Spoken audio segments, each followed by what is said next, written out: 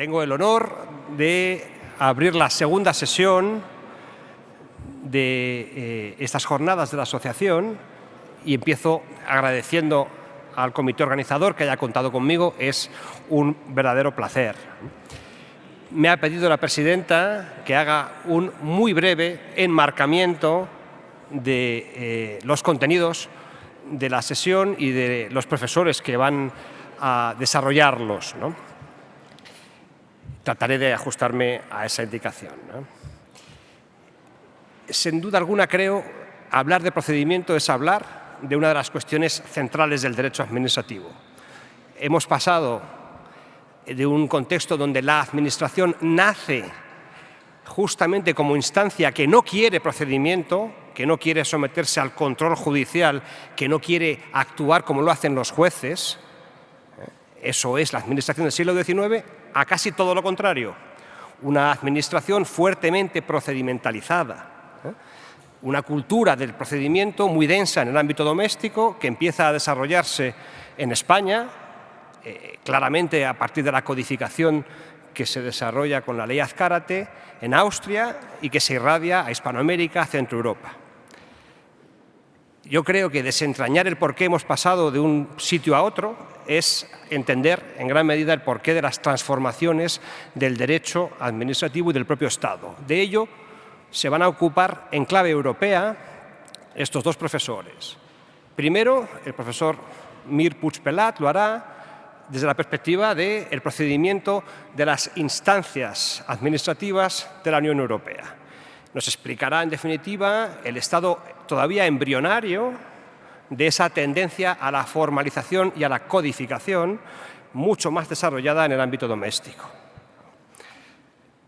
A mi derecha, la profesora Alarcón nos hablará ya de cómo ese, digamos, primitivo derecho europeo del procedimiento está influyendo sobre la densa cultura doméstica del procedimiento administrativo en general, en los Estados miembros y muy en particular en la nuestra, ¿no?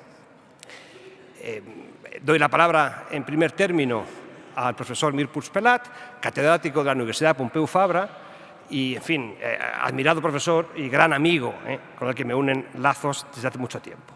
Tiene 20-25 minutos. Bien. Luis, por tu amable presentación. Es un placer y un auténtico honor para mí participar en este congreso de la EBDA, en que además se celebra su 20º aniversario. Recuerdo perfectamente el primer congreso que se celebró aquí, en esta misma sala, en esta misma iglesia, en 2006, cuando yo era todavía un joven profesor titular, y recuerdo especialmente la ilusión con que muchos vivimos ese momento fundacional, ¿no?, de una asociación que surgía con un espíritu integrador y cooperativo que pretendía superar las antiguas disputas de escuelas y que me alegra mucho ver, pues, que se ha conseguido este objetivo plenamente y se ha mantenido 20 años después, ¿no? También debo decir que me impresiona bastante ver aquí uno de mis aburridos PowerPoints, esos de los que no quieren ver mis alumnos, porque son muy esquemáticos, aquí proyectado, ¿no?, frente a este espectacular altar, ¿no? Es una imagen potente, que parece casi una performance, ¿no?, que refleja de alguna manera el origen, ¿no?, teológico de la dogmática jurídica, ¿no? Y por tanto realmente es algo que me parece impresionante, ¿no? Bien, agradezco también el tema que se me ha asignado, un tema en el que llevo ya trabajando pues, desde hace muchos años, desde que estudié en concreto los complejos procedimientos europeos, procedimientos compuestos de autorización de productos transgénicos, en un libro que escribí en el 2004 y que la invitación pues, a este importante foro pues, me ha permitido exponer de forma general en la ponencia escrita que tienen a su disposición, ¿no? Como ha explicado muy bien Luis, pues el objeto del tema es el procedimiento administrativo de la Unión Europea Por tanto, el procedimiento que tienen que seguir la Administración Europea, integrada, como hemos visto antes, fundamentalmente por la Comisión y las muchas agencias, para la ejecución directa del derecho de la Unión y también para ejecución conjunta, aquella que se ejecuta conjuntamente entre la Administración Europea y las nacionales en, como digo, por ejemplo, estos procedimientos compuestos a que he aludido, ¿no? Por tanto, no me voy a ocupar del procedimiento administrativo de ejecución indirecta, que es una cuestión pues, que corresponde más a la ponencia de Lucía Alarcón, ¿no? Por tanto, estamos hablando sobre todo del procedimiento de adopción de actos administrativos por parte de la Administración Europea, lo que a nivel europeo se conoce como decisiones, del artículo 288, apartado 4 del Tratado de Funcionamiento de la Unión Europea, y también de las normas administrativas que también aprueba la Administración de la Unión Europea, lo que se llama en derecho alemán el derecho terciario, y que básicamente, sobre todo, son los actos delegados y los actos ejecutivos de los artículos 290 y 291 del Tratado, ¿no? También en la ponencia haré y hago, sobre todo en la versión escrita, alguna referencia puntual a actos no vinculantes como las recomendaciones y dictámenes del 288, apartado 5, y a otros instrumentos de soft law como las directrices y comunicaciones que aprueba la Comisión.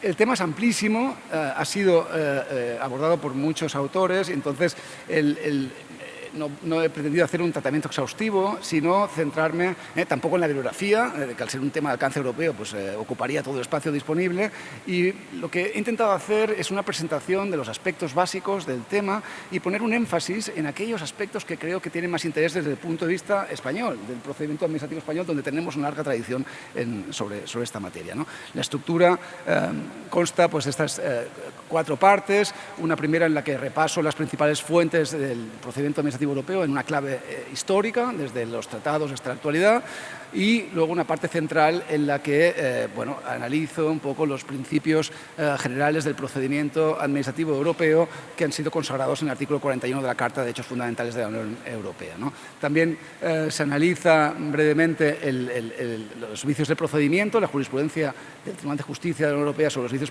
procedimentales, y acaba con un balance sobre los aspectos positivos y no tan positivos de este procedimiento, de esta regulación, de este derecho de procedimiento, y sobre la conveniencia de aprobar una codificación general similar a las existentes a nivel nacional.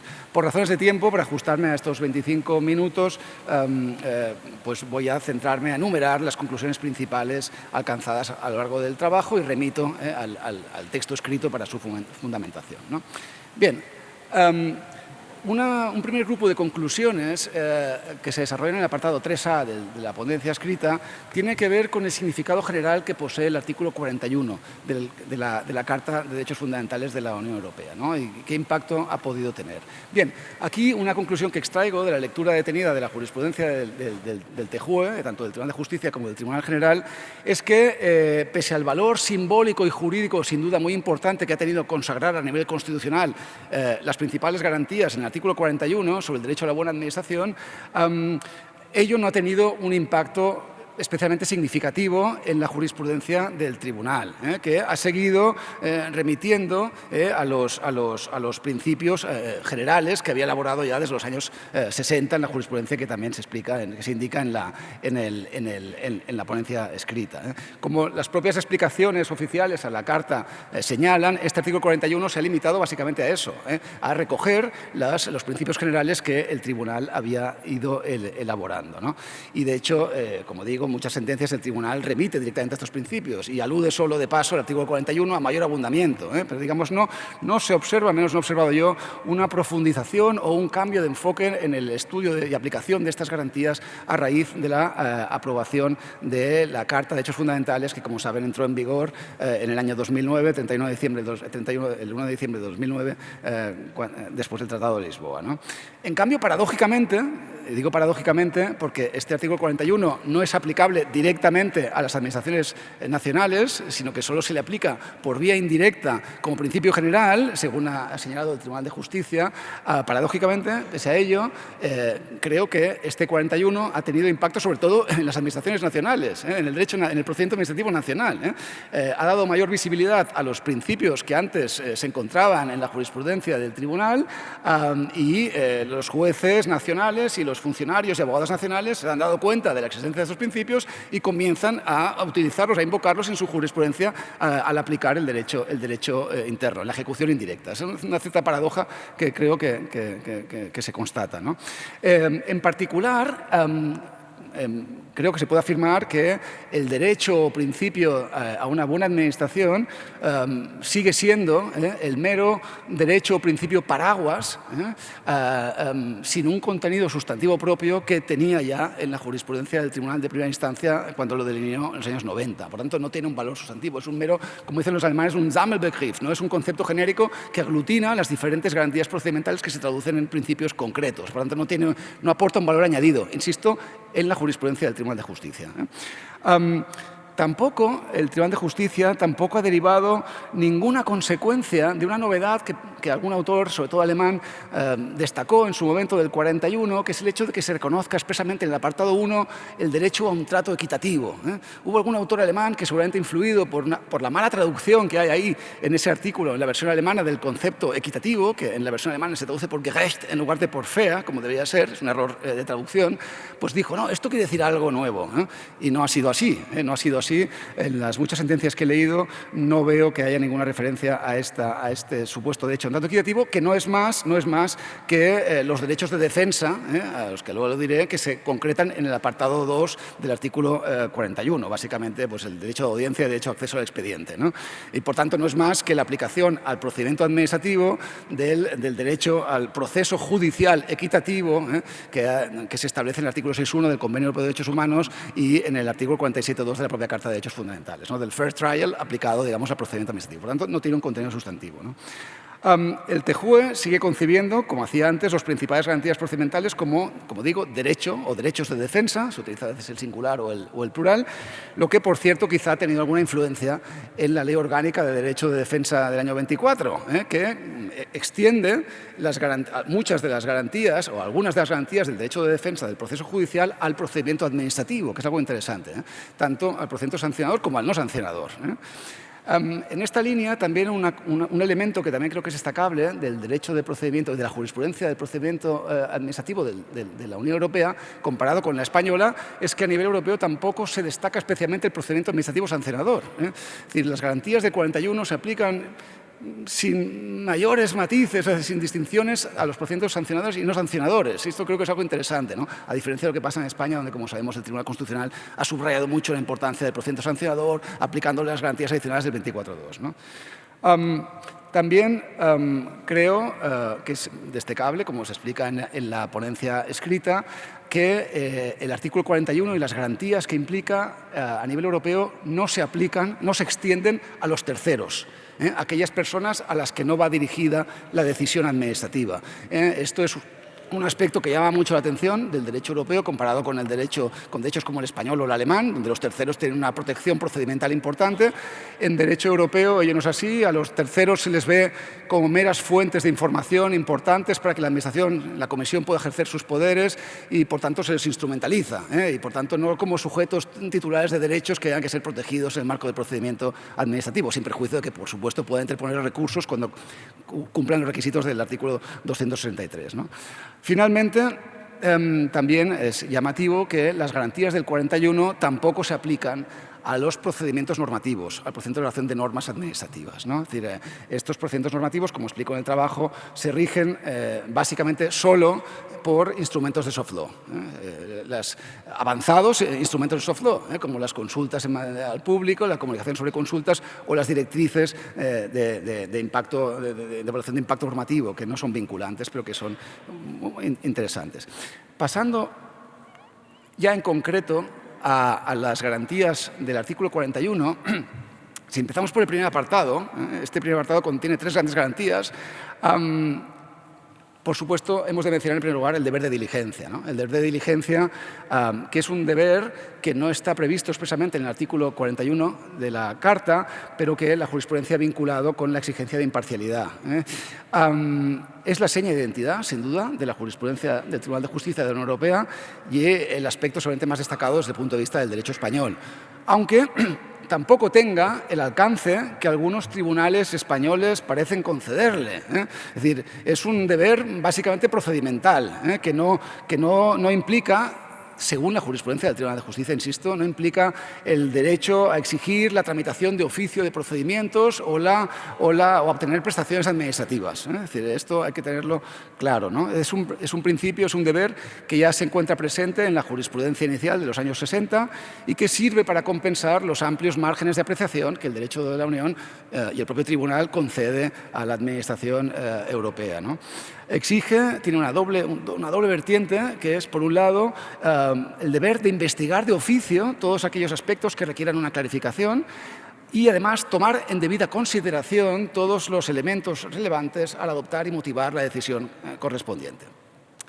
En cuanto a la imparcialidad vista desde el punto de vista de la ausencia de conflictos de interés, lo que sería el derecho a un trato imparcial propiamente dicho, que sí está previsto en el artículo 41.1, destaca también, como explico en el trabajo, el elevado estándar de imparcialidad subjetiva y, sobre todo, objetiva que fija el tribunal.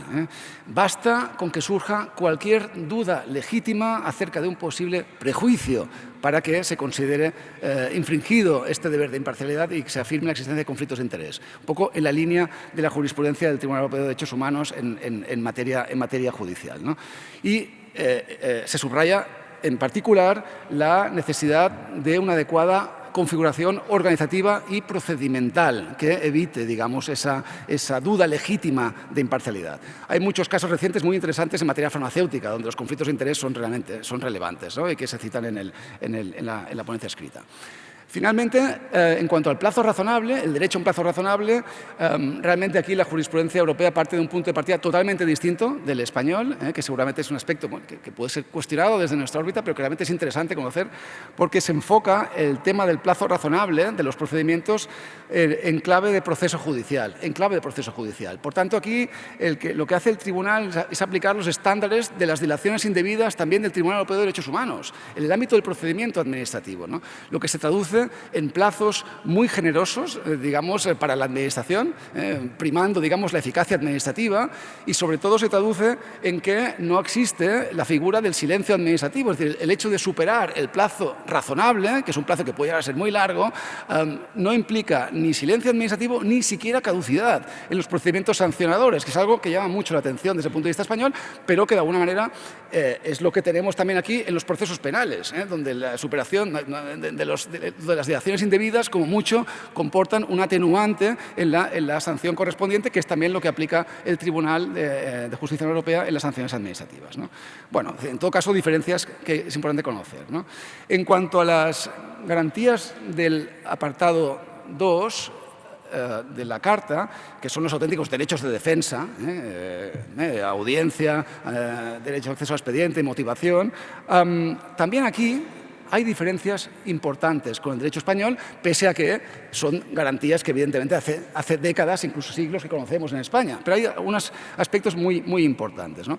En cuanto a la audiencia, que por supuesto es la clave de bóveda de las garantías de los derechos de defensa y de hecho es la esencia del procedimiento administrativo en España, a nivel europeo y en muchos otros países, hay que subrayar, por un lado, que del propio tenor literal de la letra A, donde se reconoce el derecho de defensa, opera no solo frente a decisiones, frente a actos administrativos, sino también, en general, frente a cualquier medida desfavorable que pueda adoptar la Administración, lo cual es interesante porque también puede ser utilizado en el marco de actuaciones informales de la Administración. Hay un caso muy interesante que cito yo, que es el de la sentencia del Tribunal de Primera Instancia del caso New Europe Consulting del 99, en el que la Comisión Europea, el Tribunal consideró que se había vulnerado el derecho de audiencia porque la Comisión no había permitido a esta empresa ser escuchada antes de que la Comisión enviara un fax a unas autoridades del este de Europa sugiriéndoles que no contrataran a esta empresa porque había sido objeto de denuncias de posibles irregularidades, ¿no?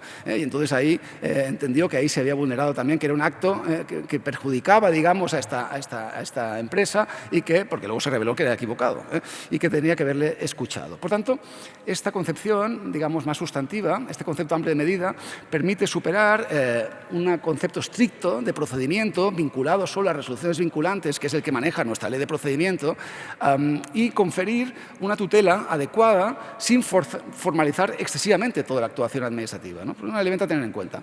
Luego también es relevante el enfoque sustancial, funcional, sustantivo, ¿no?, que maneja el tribunal en cuanto al contenido del derecho de audiencia, cuando señala que es un derecho que implica pues el derecho a expresar de manera adecuada y efectiva el punto de vista, ¿no?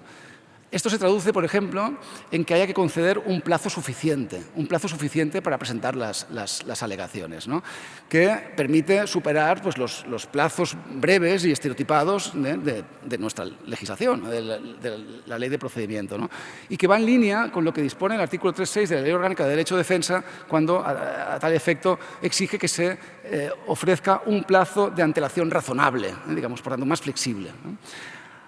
Por otro lado, el tribunal también admite en muchos casos o exige en muchos casos que se den audiencias sucesivas a lo largo del procedimiento cuando sea necesario realmente para defenderse adecuadamente y efectúa interpretaciones restrictivas, de las excepciones que admite justificadas a la audiencia, ¿eh?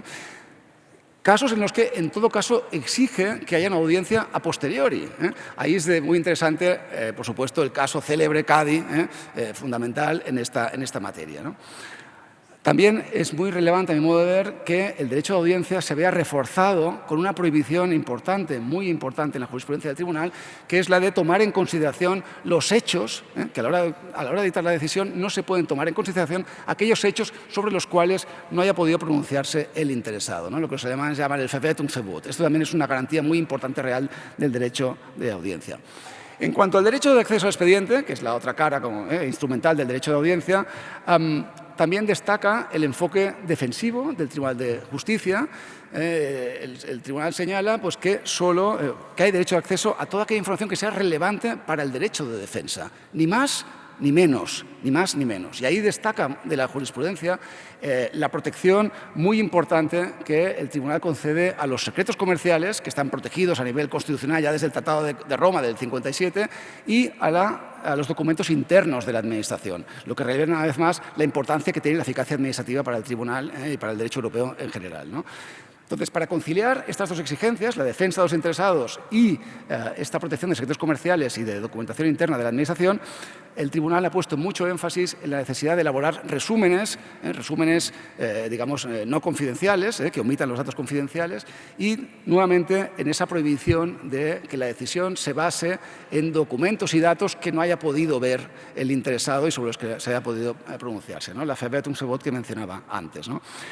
Incluso, aunque sea el juez el que pueda ver esos documentos confidenciales en vía judicial, pero no las partes. También ahí exige esta prohibición de utilizar esos datos sobre los cuales no se ha podido pronunciar. Es muy interesante a estos efectos una sentencia reciente, sentencia Ortzagos de 2022, sobre una cuestión prejudicial de derecho húngaro en este sentido, ¿no? Finalmente, en cuanto a la motivación, el derecho europeo no contiene una lista de casos que hay que motivar, como el artículo 35 de nuestra ley, sino una obligación de motivar todas las decisiones, tanto desfavorables como favorables, todas las normas, e incluso, y esto es una novedad también importante del Tratado de Lisboa, cuando modifica el artículo 296.2, que ha sido la referencia en tema de motivación, que dice que hay que motivar en general todos los actos jurídicos, todos los actos jurídicos. Esto significa, a mi modo de ver, que también obliga a motivar las recomendaciones y los dictámenes no vinculantes del 285, apartado 5, que también son actos jurídicos según el tratado. Y esto es importante también a efectos prácticos, ¿no? En cuanto al contenido de la motivación, también prima aquí un enfoque funcional sustantivo que obliga a adaptar la motivación, evidentemente, a las exigencias del caso concreto y teniendo en cuenta la complejidad de los temas sobre los que se pronuncia muchas veces la Administración Europea, esto implica muchas veces motivaciones muy extensas, ¿no? Y no ya la sucinta referencia de hechos y fundamentos de derecho, de nuevo, de nuestra 35.1 de la Ley de Procedimiento Administrativo, ¿no? Pongo ahí como ejemplo la decisión de la Comisión Europea de 2017 por la que ordenó a Irlanda que exigiera a Apple que devolviera los 13.000 millones de euros que había obtenido en ayudas, en incentivos fiscales indebidos, ¿no? Una decisión que fue finalmente confirmada por el Tribunal de Justicia en 2024 y que, si la leen, tiene 110 páginas de motivación, ¿no? Bien, en cuanto a los vicios del procedimiento, este también es un tema Es un tema importante. Hay mucha tradición en este punto, en la jurisprudencia, porque el artículo 263.2, ¿no?, que permite el recurso de anulación por vulneración de vicios sustanciales de procedimiento, ya se encontraba en el Tratado de Roma del 57 y, por tanto, hay mucha jurisprudencia. Y son muy frecuentes los casos en que el Tribunal de Justicia o el Tribunal General anula decisiones por vicios procedimentales, ¿no? Pero ello no obedece a que sea más formalista, que los tribunales nacionales, tribunales como los alemanes o los españoles, sino que es fruto de otras dos razones que expone con mucha perspicacia Fehling, ¿no? En primer lugar, tiene que ver con los márgenes de apreciación, con esos márgenes tan amplios de apreciación que el derecho europeo concede a la Administración. ¿Por qué? Porque como concede esos márgenes de apreciación, enseguida el vicio procedimental puede tener o podría haber tenido mucha más influencia causal en la decisión adoptada por la Comisión normalmente, ¿no? Es decir, en estos casos, aplicando estrictamente la teoría de la causalidad, que también manejan nuestros tribunales, como consecuencia de este mayor margen de decisión, es más difícil asegurar a nivel europeo que la decisión habría sido la misma de no haberse producido el vicio en cuestión, ¿no? La segunda razón que invoca Fehling es menos evidente y tiene que ver con los menores poderes de investigación de los tribunales europeos, del Tribunal de Justicia y del Tribunal General. Él sobre todo compara con los tribunales alemanes, pero creo que también se puede comparar con los españoles, ¿no? Estos menores poderes de investigación les dificultan entrar a controlar el fondo de los asuntos y, por tanto, les obligan más a menudo a anular por motivos formales y devolver el asunto a la Administración para que en lugar de ser ellos los que resuelvan el fondo de la materia, ¿no? En cuanto a la carga de la prueba, el estándar es muy bajo y el tribunal solo exige que se prueba que no pueda descartarse completamente que la decisión hubiera tenido un alcance distinto de no haberse producido el vicio procedimental, ¿no? Entonces, ahí lo importante es demostrar que si te hubieras podido defender mejor, habría podido cambiar la decisión adoptada, y eso ya es suficiente para que se pueda apreciar el vicio procedimental. Aquí, para ilustrar, digamos, el alcance de estos vicios procedimentales, es muy interesante comparar dos sentencias del Tribunal General sobre Qualcomm, la multinacional de los microchips, una del 2022 y una del 2024. La primera anula una multa de 1.000 millones de euros que puso la Comisión a Qualcomm, y lo hace por vicios procedimentales, porque no se le facilitaron a la empresa unas notas que había tomado la Comisión de unas reuniones de unas entrevistas con terceros que habrían podido beneficiar a la empresa. Eso fue motivo para anular, digamos, esa multa de 1.000 millones después de 200 apartados examinando cuestiones procedimentales, y mientras que en la de 2024 dedica solo 100 apartados a los temas procedimentales y acaba pues, confirmando la decisión de la Comisión y la multa de 230 y pico millones. Aprobar pues, un Código General de Procedimiento Administrativo para la Unión Europea, para la Administración Europea, como existe en la mayoría de Estados miembros de la Unión y en muchos otros países de fuera de la Unión, ¿no? Tal como he defendido en distintos trabajos a lo largo de los últimos años, y también he tratado de poner en práctica como miembro del Comité de Dirección de la Red Renewal, que aprobó un Código Académico de Procedimiento Administrativo Renewal, ¿no? Pienso que un código semejante, entre muchos otros efectos positivos, pues, mejoraría significativamente pues, la claridad, la seguridad jurídica, evitaría la gran fragmentación actualmente existente, permitiría colmar las lagunas que se producen y evitar las diferencias de régimen no justificado que hay en muchos ámbitos. Reforzaría la legitimidad de la Administración de la Unión frente a los ciudadanos, y nos ayudaría mucho a los académicos a desarrollar un derecho administrativo europeo sistemático, ¿no? Entiendo, por supuesto, que no sea una prioridad actual de la Comisión Europea, como señaló claramente en la escueta respuesta que dio en el año 2016 a la petición formal de elaborar un reglamento vinculante en ese sentido que le lanzó el Parlamento Europeo, y como queda además meridianamente claro con el mero lifting que ha hecho hace unos meses del Código de Buena Conducta Administrativa, que en teoría rige sus actuaciones y que queda muy lejos de lo deseable, ¿no? Es decir, entiendo que en los tiempos aciagos que nos ha tocado vivir es más urgente, sin duda, pues, contar con un mando militar único o con un plan europeo de vivienda que con una ley de procedimiento administrativo.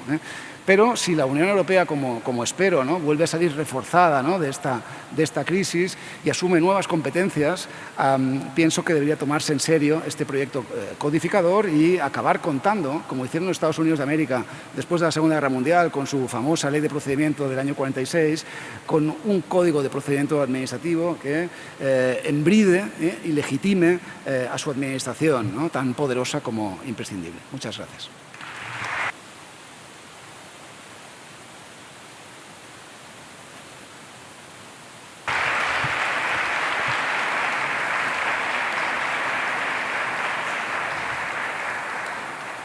Muchas gracias, Oriol, por una completísima ponencia que nos da una panorámica de lo que es el régimen jurídico del procedimiento de la Administración Europea y que además has tenido la habilidad de tener siempre presente la comparativa con el derecho interno, para bien, ¿no?, como pueda ser con el caso del deber de diligencia, o para mal, como pueda ser con el ejemplo de la cuestión del plazo razonable.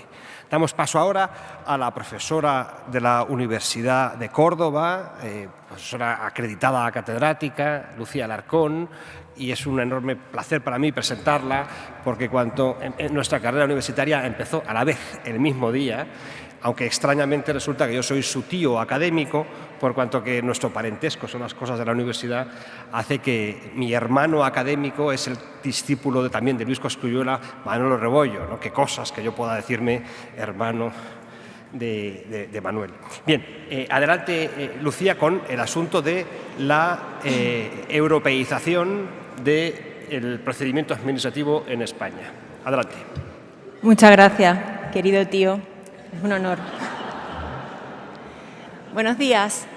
Yo me siento muy afortunada de estar hoy aquí, acompañada además de dos profesores que son especialistas, cada uno en una parte del tema que voy a tratar. Quiero agradecer al comité organizador, en especial al profesor Martín, que la celebración de este congreso haya sido precisamente aquí, en la Universidad de Castilla-La Mancha, en Toledo, que fue hace 20 años cuando empezó todo esto. Yo estuve aquí ese día, lo recuerdo, era becaria, estaba haciendo la tesis y la hacía entonces sobre el procedimiento administrativo sancionador. El comité científico, personificado en su presidenta, la profesora Barrero, me encargó hace unos meses esta ponencia, que la verdad ha sido un regalo para mí. Un regalo, podría decir que un tanto envenenado, por los problemas que me ha hecho afrontar y tratar de resolver.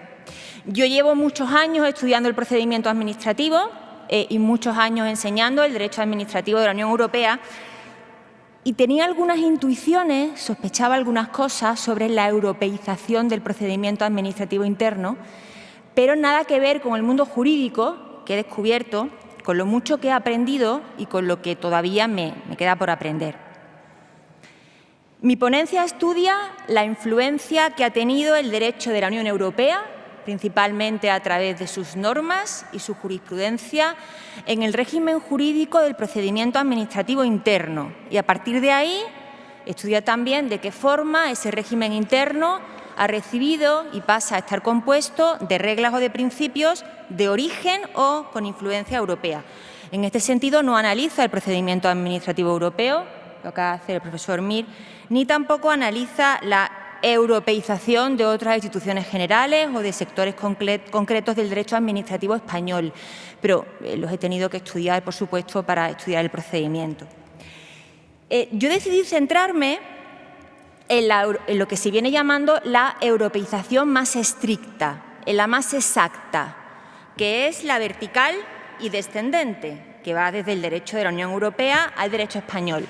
Aunque también he estudiado la vertical y ascendente, que es la que discurre desde el derecho español al derecho europeo.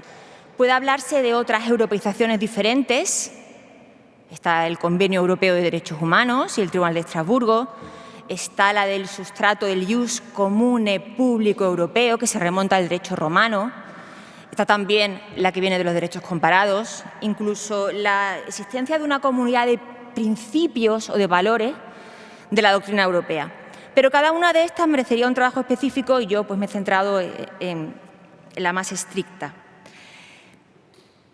Lo primero que comprobé haciendo el trabajo es que en el fenómeno jurídico de la europeización, como en todo lo jurídico, separar lo material de lo procedimental es una misión imposible.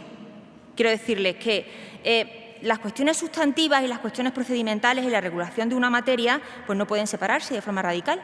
Y normalmente la distinción entre una y otra pues, es relativa y siempre problemática. Prueba de ello es la frontera artificiosa que se ha trazado entre la Ley 39, la Ley de Procedimiento Administrativo Común, y la Ley 40, la Ley de Régimen Jurídico del Sector Público. Y ocurre así porque los aspectos materiales de la materia pues, siempre invaden y condicionan los aspectos formales y porque el procedimiento siempre se utiliza para tratar de asegurar la cuestión de fondo.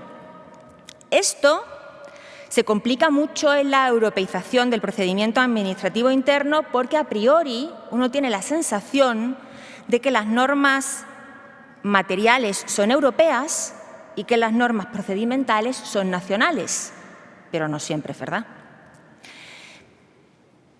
¿Qué se europeiza? ¿Qué tenía yo que estudiar en ese momento? Bueno, el encargo en aquel momento no especificaba el procedimiento concreto que yo tenía que tratar y era consciente de que no podía tratar todos los procedimientos para aprobar reglamentos, para celebrar convenios, para dictar actos, para aprobar planes. Yo entonces decidí centrarme en el que creía que había justificado el encargo, que era el procedimiento administrativo para dictar actos administrativos. Sé que hay procedimientos internos mucho más europeizados, sin ir más lejos, pues el de la adjudicación de contratos financiados con fondos públicos, en el que incluso se ha producido una importantísima europeización spillover, a la que luego me referiré, y tuve la tentación de dedicarle más tiempo, pero claramente yo sabía que no era lo que se esperaba de este trabajo. En cuanto al procedimiento para dictar actos, se ha dicho, el profesor Barnés ha dicho, que esta institución representa la columna vertebral de derecho administrativo, que es su norma más valiosa, porque de un lado explica la posición que tiene el ciudadano frente a la Administración, sus garantías, y de otro lado sirve también o refleja las relaciones que existen entre los distintos poderes públicos. Y esta es la esencia, precisamente, del procedimiento administrativo que yo he tratado de estudiar aquí, con independencia de otras funciones más o menos relevantes que sé que ha asumido o protagonizado últimamente. Para mí, el legendario, el tradicional, este que estudio, es un procedimiento amplísimo y abarca un sinfín de problemas de europeización. Una de mis primeras sospechas era la relativa a los obstáculos que podía encontrar la europeización del procedimiento interno. Y yo, inevitablemente, siempre pensaba en dos, me obsesionaban dos posibles obstáculos. Por un lado, el denominado principio de la supuesta autonomía procedimental que tienen los Estados miembros a la hora de aplicar las normas europeas en el ordenamiento interno. Y, en segundo lugar, el segundo obstáculo que yo veía era la existencia de una cultura sobre el procedimiento administrativo en España que ha sido una seña de identidad y una originalidad verdaderamente españolas. Bien, a partir de ahí, en cuanto a la autonomía procedimental, la concepción originaria o primitiva de la autonomía procedimental suponía que los Estados miembros eran los responsables de regular los procedimientos internos para aplicar el derecho europeo, salvo norma europea expresa, y en este sentido el derecho de la Unión Europea no imponía ninguna solución sobre el procedimiento interno. Era una decisión, parece ser, al libre albedrío de los Estados miembros. Y claro, así concebida, la autonomía procedimental, desde luego que se podía entender que frenaba, ¿no?, trababa la impronta europea, claramente. Pero en verdad, esa autonomía procedimental de los Estados miembros nunca fue así, nunca ha sido tal y como se la presentaba, nunca ha supuesto tanto. Esto lo ha estudiado con detalle el profesor Arzoz. En lo que aquí importa, en la europeización del procedimiento administrativo, yo creo que nunca ha supuesto tal por dos razones principales. En primer lugar, porque esa autonomía procedimental siempre ha estado dirigida, siempre ha estado condicionada o dirigida a garantizar la eficacia del derecho de la Unión en el ordenamiento interno. Y a tal fin, el Tribunal de Justicia de la Unión Europea, el tiempo que la afirmaba, la ha ido sometiendo a límites estrictos, límites que han favorecido precisamente la europeización y que la han impulsado. Y sobre todo está ahí, entre otros, pero sobre todo, el principio de efectividad, que se ha utilizado muchas veces para comprobar si las normas internas de procedimiento eran o compatibles, se adecuaban o no a la efectividad del derecho europeo. Y ha servido, además, este principio de efectividad para realizar una especie de armonización indirecta de las normas internas de procedimiento en muchas cuestiones. en los plazos para interponer recursos, en los plazos para ejercer acciones, en el carácter suspensivo o no de los recursos, en los vicios invocables, incluso en la revisión de actos firmes. La segunda razón de que realmente la autonomía procedimental no era tal ni suponía tanto es que se rodeó de una falsa apariencia, de una ilusión, de un espejismo en el que parecía que el procedimiento interno era cosa de los Estados miembros. Y el procedimiento interno no era cosa de los Estados miembros o solo cosa de los Estados miembros. Porque muchísimas veces, más de la que pensamos, las normas europeas son las que han impuesto el procedimiento interno. Y el procedimiento interno, o el procedimiento, perdón, se ha utilizado como instrumento, en verdad, para lograr europeizaciones en sectores importantísimos. Competencia, medio ambiente, servicios en el mercado interior. Así que, en realidad, así concebida y pese a las apariencias, yo creo que esta autonomía procedimental no ha supuesto un obstáculo a la europeización. En segundo lugar, el segundo obstáculo que yo veía era que hay que tener en cuenta la existencia de una cultura sobre procedimiento europeo que en España es muy anterior a la del resto de Europa. Con la excepción, quizá, de Austria, ¿no? También fue pionera en ese sentido. Esto lo ha estudiado muy bien el profesor Medina, que me acompaña aquí. España, como digo, fue pionera en la aprobación de una ley general de procedimiento administrativo, lo hizo en 1889 con la ley Azcárate, que fue el primer código general de procedimiento administrativo en el mundo. Alemania no lo aprobó hasta el año, su ley de procedimiento administrativo federal, hasta el año 1976, Italia casi un siglo después, a la ley Azcárate, 1990, Portugal 1991, Francia 2015. Posteriormente, la Ley de Procedimiento Administrativo Española de 1958, que sustituyó a la Ley Azcárate, supuso un despegue sensacional de nuestro derecho procedimental. Y el caso es que con un procedimiento, con una regulación de procedimiento tan poderosa, tan potente, tan desarrollada, pues quizá podría verse como un problema, un poco una complicación, tener que recibir y someternos a las formas de un derecho, el derecho europeo, que en este sentido pues era mucho más ligero y más débil que el nuestro. Pero estudiando esto me di cuenta que no, que lo cierto es que nuestra regulación de procedimiento administrativo, la española, pues lejos de obstaculizar la penetración del derecho europeo, ha contribuido a ella. La ha favorecido enormemente, porque estaba muy bien preparada para hacerlo y anticipaba muchas veces las soluciones que luego ha ido exigiendo la europeización. Se ha aludido en este sentido a una adaptación espontánea del procedimiento español a las necesidades aplicativas del derecho comunitario, y es verdad, se ha adaptado espontáneamente. Pero bueno, esta espontaneidad no ha sido por arte de magia. Esta espontaneidad ha sido la consecuencia natural o lógica de una cultura jurídica que teníamos los españoles al respecto. Las leyes de procedimiento administrativo de otros países, si estoy pensando en Alemania o en Italia, pues no estaban tan bien preparadas como la nuestra. Y desde luego han tenido que hacer un esfuerzo de adaptación mucho mayor. A nosotros nos ha sido bastante más fácil. De hecho, nuestro modelo de procedimiento ha desplegado una enorme influencia en muchos países hispanoamericanos, República Dominicana, Perú, Chile. Y de hecho, nuestro modelo de procedimiento está influyendo bastante en el proceso de codificación actual del procedimiento europeo. El Código Plurianual de 2014 y la propuesta de reglamento del Parlamento Europeo de 2016 son buena prueba de ello. ¿Cómo ha sido la europeización de nuestro procedimiento? Desde luego no ha habido un único modelo, ni de entrada del derecho europeo, ni de recepción por el derecho español. Para hacerlo más fácil, quiero decirles aquí que se ha distinguido entre dos tipos de europeizaciones, una europeización por obra de la jurisprudencia del Tribunal de Justicia de la Unión Europea, de la que me ocuparé después, y luego se ha aludido también a una europeización normativa, por normas europeas.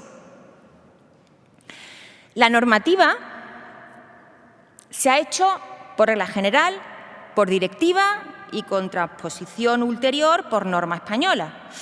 Excepcionalmente se ha aprobado también algún reglamento europeo que ha regulado el procedimiento interno con cuestiones importantes sobre el procedimiento interno. El Código Aduanero de 2013, que es una referencia, o el Código de Fronteras Schengen de 2016 también, pero han sido muy pocos. A partir de ahí, sin lugar a duda, la europeización más significativa que han experimentado los procedimientos administrativos españoles ha sido ratio en materia. Es decir, en los sectores en los que ha habido una mayor intervención y regulación normativa por parte de la Unión. Contratos, servicios en el mercado interior, competencia, medio ambiente, ayudas agrícolas, sectores regulados, inmigrantes. Con el paso del tiempo, estas europeizaciones, inicialmente sectoriales, cada vez más numerosas y en sectores emblemáticos del derecho administrativo, fueron calando al punto de que nuestro legislador las ha ido asumiendo en la regulación general sobre procedimiento, en concreto en la legislación sobre procedimiento administrativo común, primero en la Ley 30/92 y después en la que la sustituyó, que es la actual Ley de Procedimiento Administrativo de 2015, como saben. No obstante, ha habido europeizaciones sectoriales importantísimas. Estoy pensando, bueno, pues la del procedimiento para otorgar autorizaciones ambientales integradas, por ejemplo, bueno, que no se han generalizado, ¿no? Y no han penetrado en la Ley de Procedimiento Administrativo Común, y está bien que no lo hayan hecho. La especialidad no lo hacía necesario.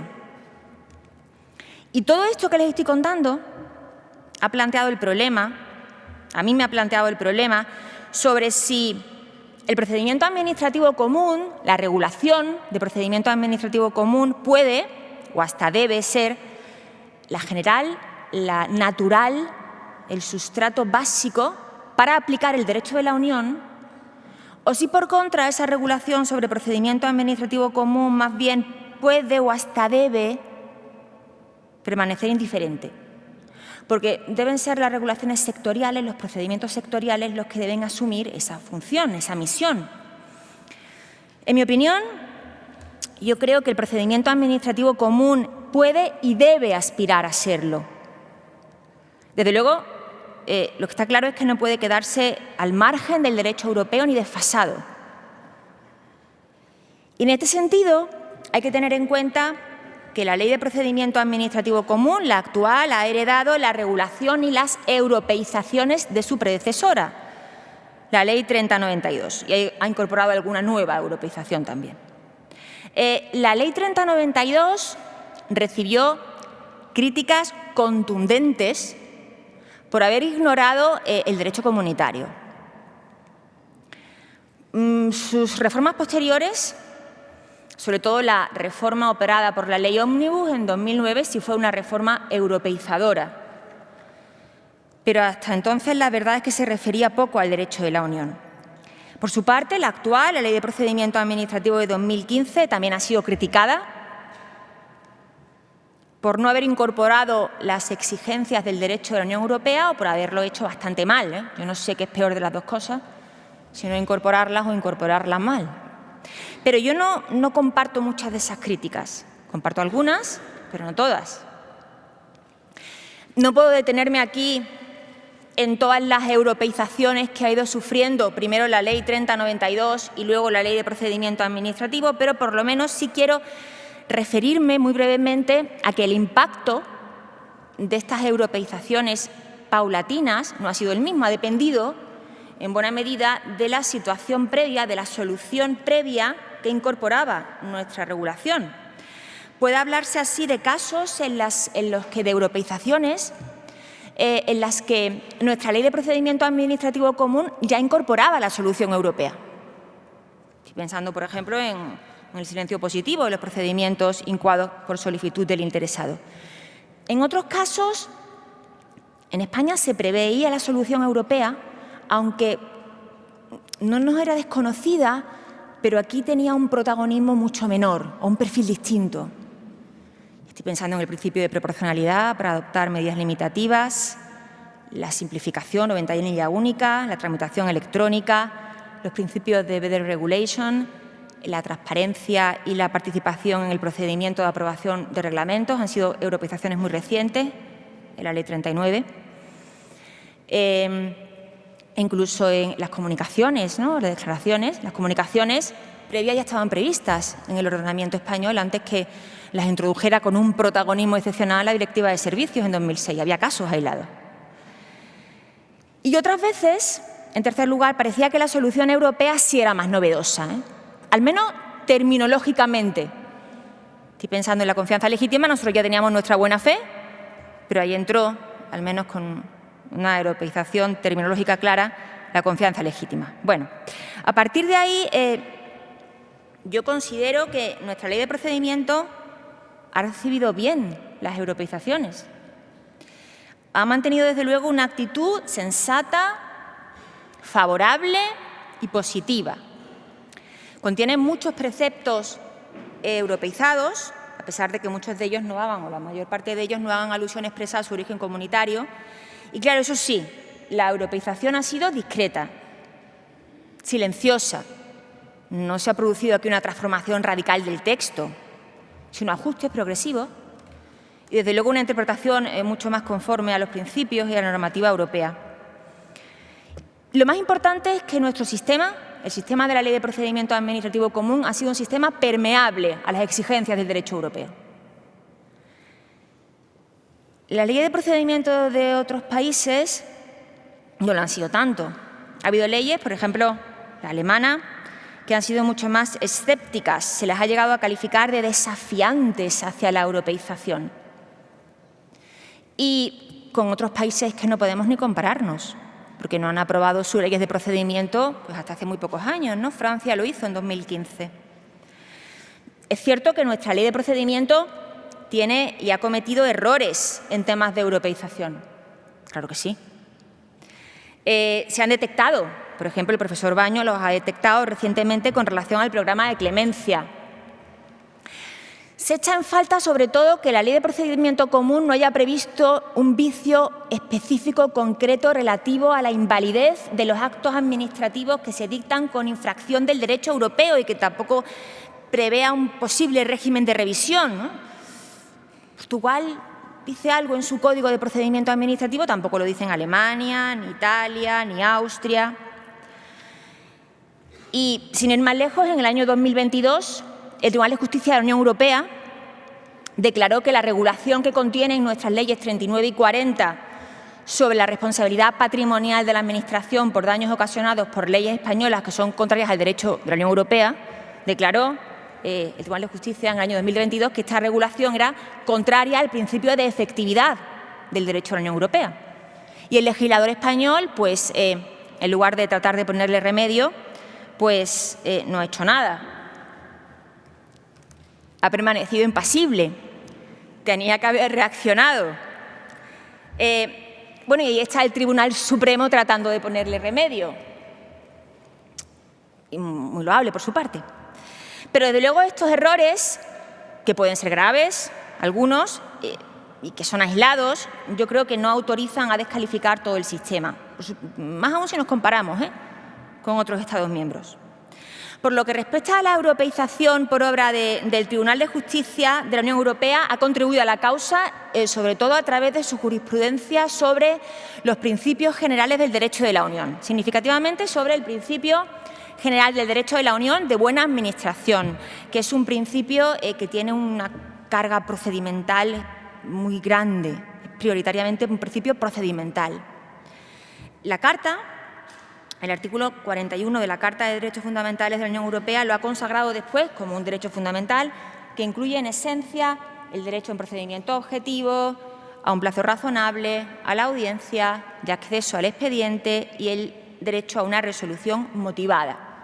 Con independencia sobre si se aplica en España como un derecho fundamental o como un principio general del derecho, me he ocupado yo en el texto escrito, pero lo que aquí importa, yo creo que es un principio general del derecho europeo que constriñe, que obliga a los Estados miembros, cuando ejecutan el derecho de la Unión, en este sentido puede servir como un instrumento claramente en favor de la europeización.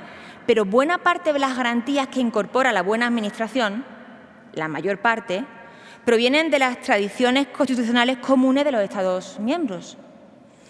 En consecuencia, la buena administración es europea, el concepto es europeo, pero está integrado por garantías que son originales de los ordenamientos nacionales, singularmente del ordenamiento español. En nuestro ordenamiento, la recepción de la buena administración se ha hecho más patente a través de la jurisprudencia del Tribunal Supremo, de la Sala Tercera, que la ha ido dotando de algunas garantías procedimentales concretas. Una buena parte de esas sentencias, de la última década, más de un tercio, son sentencias sobre actuaciones y procedimientos tributarios de la sección segunda de la Sala Tercera.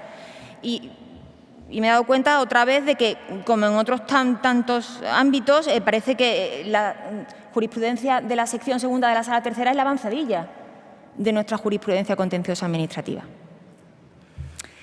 Y por lo que respecta a las garantías concretas procedimentales que incorpora la buena administración, dice el Tribunal Supremo que son, reagrupando las sentencias, son esencialmente 3. Plazo razonable, motivación, audiencia. Y siendo así las cosas, plazo razonable, motivación, audiencia y algunas más, parece, al menos en mi opinión, que la buena administración no ha aportado nada sustantivo. Yo creo que ha venido a reafirmar garantías procedimentales que ya formaban parte de nuestro ordenamiento jurídico desde hace muchísimo tiempo y probablemente, seguramente, lo que ha hecho ha sido darles unidad, ha elevado su rango, pero me temo que, en mi opinión, no mucho más que eso. Por último, quiero referirme a otra europeización distinta que ha tenido bastante importancia en el procedimiento administrativo, que es la conocida como europeización o convergencia spillover. Esta europeización spillover acontece no porque lo imponga el derecho de la Unión ni en la medida en que se esté aplicando una norma europea, sino con independencia de eso. Lo que se produce en estos casos más bien es que la solución procedimental europea, el estándar europeo, se derrama y se extiende voluntariamente a supuestos en los que no era preceptivo, no era exigible. Puede ocurrir, por muchas causas, a veces de forma inevitable, otras veces por conveniencia del legislador, por razones de seguridad jurídica, por eficacia. O sea, de una forma u otra siempre parece estar ahí latente el efecto alentador que infunde el derecho de la Unión. Ha ocurrido en muchos ámbitos, yo simplemente por 2 ejemplos, ha ocurrido muchas veces con procedimientos que ya estaban europeizados y que por este spillover se han europeizado todavía más. Estoy pensando en competencia, claramente, en contratos. Y se ha producido también, no me quiero detener más, porque muchas veces lo sectorial europeizado ha inundado lo general sin europeizar. Muchas de las europeizaciones, o algunas de las europeizaciones que ha sufrido la Ley de Procedimiento Administrativo Común, precisamente han sido spillover. Venían de lo sectorial y se han generalizado. Yo soy consciente de los encantos que tiene el derecho de la Unión Europea, que no son ni mucho menos discretos. Soy consciente de su fuerza atractiva, pero no creo que siempre haya que dejarse llevar por ese afecto alentador. De hecho, pienso que muchas veces el legislador español debería ser más prudente, porque a veces la solución europea, el estándar europeo, no es el más conveniente para solucionar los problemas españoles. Y desde luego no creo que sea una buena solución europeizar por europeizar. Y termino. Se ha dicho que el derecho administrativo es, antes que nada, procedimiento, formas, porque esa es su garantía, lo ha dicho el profesor Martín Rebollo. Que las formas son esenciales para controlar la discrecionalidad y combatir la arbitrariedad de la Administración, lo dijo el profesor García Enterría. Se ha dicho, el profesor Rebollo Puig, que en el fondo del fondo siempre está la forma, y yo estoy convencida de todo esto. De ahí que crea que el procedimiento administrativo sea un instrumento imprescindible para lograr que la europeización del derecho administrativo español sea coherente y sea completa. Y es lo que siempre he tratado de reflejar en todos estos meses que he ido haciendo este trabajo. Nada más. Muchas gracias.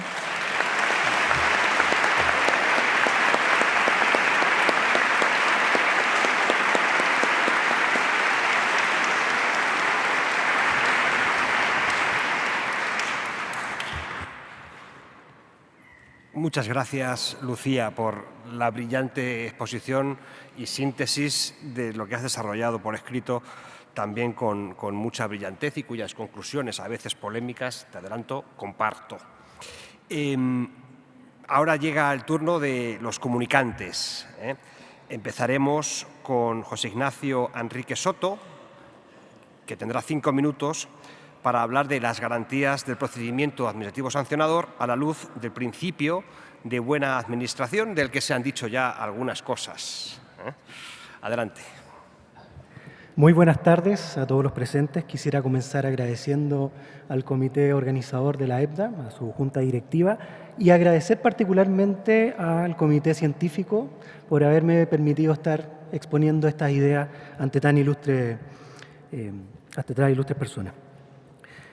Lo que yo propongo en esta materia se opone bastante a lo que ha señalado la profesora Alarcón, porque propongo que efectivamente el principio de buena administración sí tiene un aporte a partir del derecho comunitario europeo, y lo propongo con un rol como principio general del derecho, como una herramienta auxiliar a la técnica de integración matizada con la que el Tribunal Constitucional ha conformado el régimen de garantías en el procedimiento administrativo sancionador. Me refiero a la aplicación matizada de lo que dispone el artículo 24, apartado segundo, y cómo ha efectuado eso. ¿Y por qué es necesario, creo yo, efectuar? Porque al menos a mí no me queda muy claro cuáles son estas diferencias cualitativas que advierte el tribunal, a partir del cual requiere matices, requiere una atenuación del régimen de garantías, y no me queda claro cuáles son los límites de los matices. Para ello, ensayo que hay que hacer una revisión de la lógica con la que el Tribunal Constitucional constituye su denominada interpretación finalista, que es la que permite aplicar el artículo 24, apartado segundo.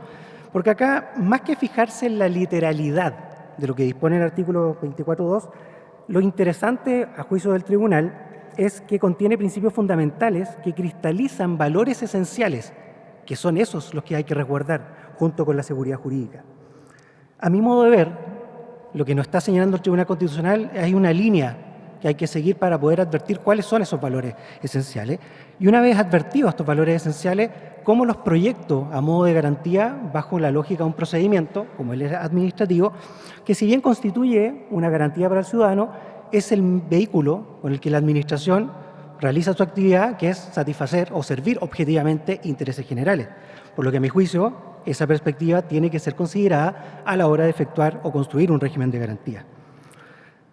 ¿Qué es lo que he visto en la revisión jurisprudencial del Tribunal Constitucional en esta materia? Que es lo que me permite introducir el principio de buena administración. Se ha efectuado una vinculación de estos valores con la garantía, pero a mi modo de ver bajo un orden estrictamente penal, donde probablemente el interés general no tiene mucho que aportar en esa construcción, y es lo que ha derivado en una denuncia que no es mía, sino que es autor de la estatura del profesor Alejandro Nieto, esta hipersensibilidad de este procedimiento, de estas garantías, en favor del inculpado, dejando de lado la relevancia que tiene el interés general, que es precisamente el que tiene que desarrollar la administración. Ahora, ¿cómo solucionamos esto? Porque yo advierto ese problema. Yo creo que a lo que falta, o lo que debemos establecer, ¿qué fuente del derecho permitiría al Tribunal Constitucional poder efectuar una construcción o entendimiento de estas garantías desde una óptica del derecho administrativo? Y creo, y lo señalo en el estudio de sentencias que realizo tanto desde la jurisprudencia del Tribunal Europeo como de la jurisprudencia del Tribunal Supremo, donde se puede advertir que en razón del estándar de comportamiento que exige el principio de buena administración, resultan, sin acudir a las categorías penales, consecuencias de garantía material que permiten explicar la existencia de las garantías ya existentes, y ahí el aporte, desde una perspectiva propia del derecho administrativo. ¿Y a qué me refiero con eso? Revisando la jurisprudencia del Tribunal de Justicia de la Unión Europea, se advierte efectivamente la anulación o la declaración de normativas que no se avienen al derecho de la Unión cuando, por ejemplo, la Administración no cumple con su deber de realizar un examen minucioso, imparcial, de todos los elementos de relevancia del asunto. ¿Cómo entiende que se cumple eso?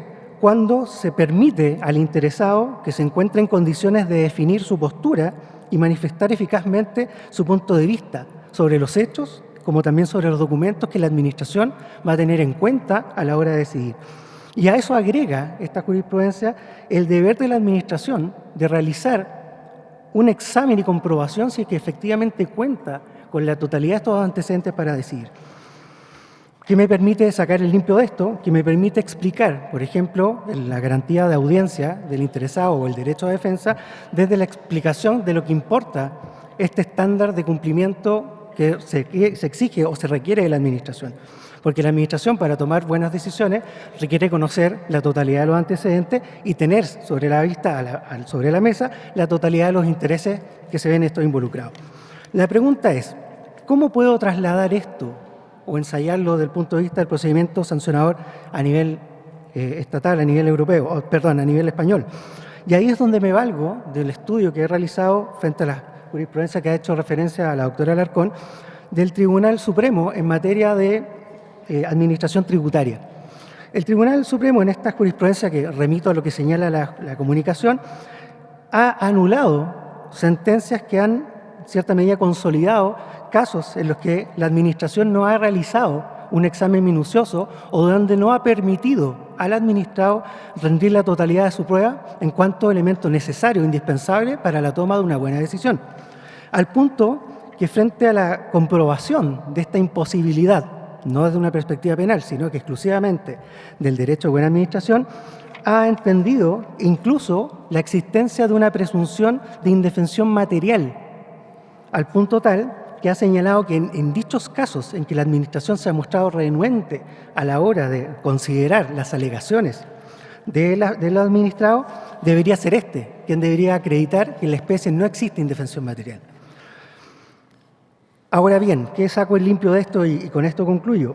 Veo al menos un germen o al menos algo, una línea que me permitiría determinar si es que efectivamente el principio de buena administración podría, en cuanto a principio general del derecho, constituir una herramienta auxiliar a la hora de efectuar la técnica de matización, aportando elementos o antecedentes para establecer la configuración de garantías, no solo exclusivamente de una perspectiva penal, sino que también desde una perspectiva administrativa, permitiendo la construcción de un régimen de garantías propio desde la Administración del derecho administrativo, sin recurrir, y la cita no es mía y la expresión no es mía, a un contrabando de principios como ocurre cuando se traslada, sin mayores reparos, los principios del derecho penal. Muchas gracias.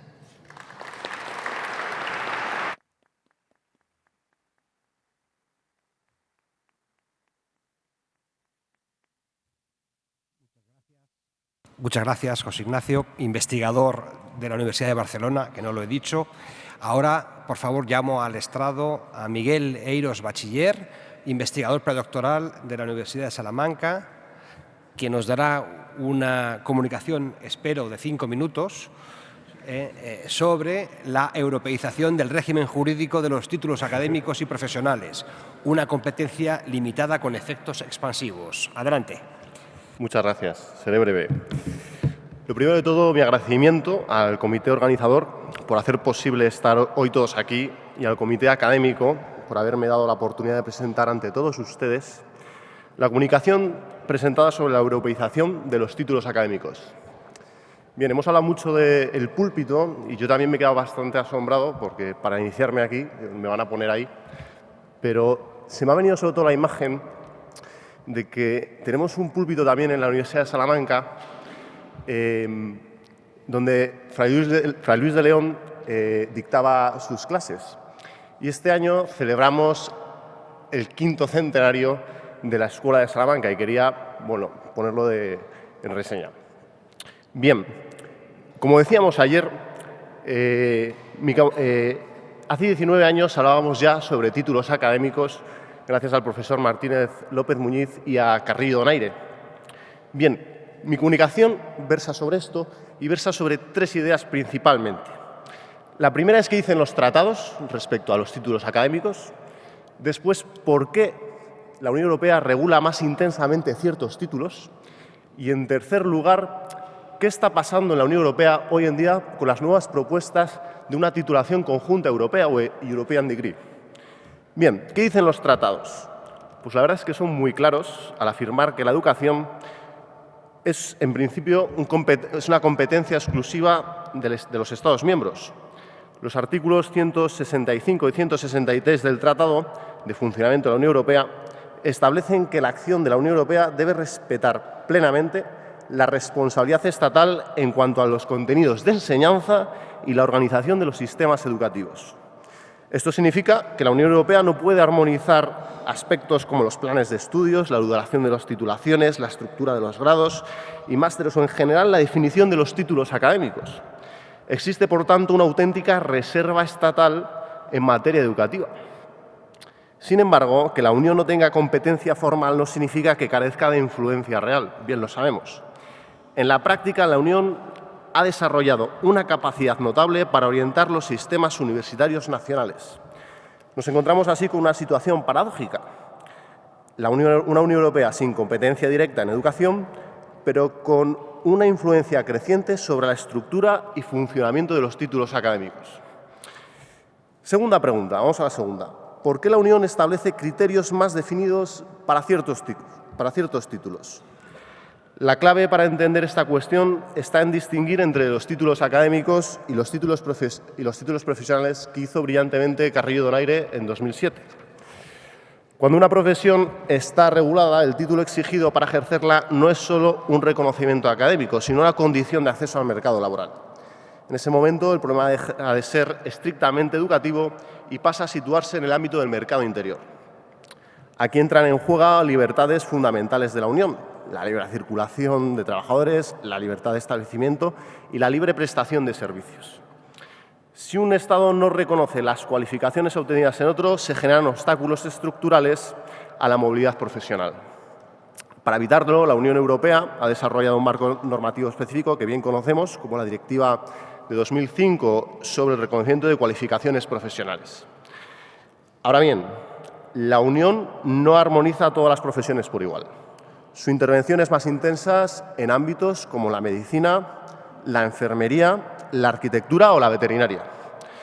Esto se explica porque no se trata solo de actividades económicas, sino de profesiones que afectan directamente a los intereses generales especialmente sensibles. Y bien, ¿qué pasos está dando la Unión Europea y es legítimo ese paso del título europeo? Pues más allá de las directivas, la Unión ha desarrollado una estrategia basada en instrumentos no vinculantes, o como llamamos el soft law, a través de las recomendaciones, marcos estratégicos, procesos de coordinación, etc. Estos instrumentos no imponen, como sabemos, obligaciones jurídicas directas, pero sí producen efectos normativos indirectos, condicionando la legislación estatal y las decisiones de las universidades. En los últimos años, esta tendencia se ha intensificado con la propuesta de una titulación universitaria europea, el llamado European Degree. Aunque todavía está en fase de desarrollo, refleja una clara voluntad política de avanzar hacia una mayor integración educativa. Aquí surge una cuestión clave de legitimidad jurídica. ¿Hasta qué punto puede la Unión, mediante recomendaciones, acercarse a regular aspectos que el Tratado reserva expresamente a los Estados miembros? No estamos ante una armonización formal, pero sí ante una europeización silenciosa, que tensiona estos límites competenciales fijados en los artículos 165 y 163 del Tratado de Funcionamiento. En definitiva, los títulos académicos siguen siendo formalmente competencia estatal, pero están cada vez más influidos por el derecho a la Unión Europea, ya sea a través de la libre circulación o de mecanismos de soft law. Muchas gracias.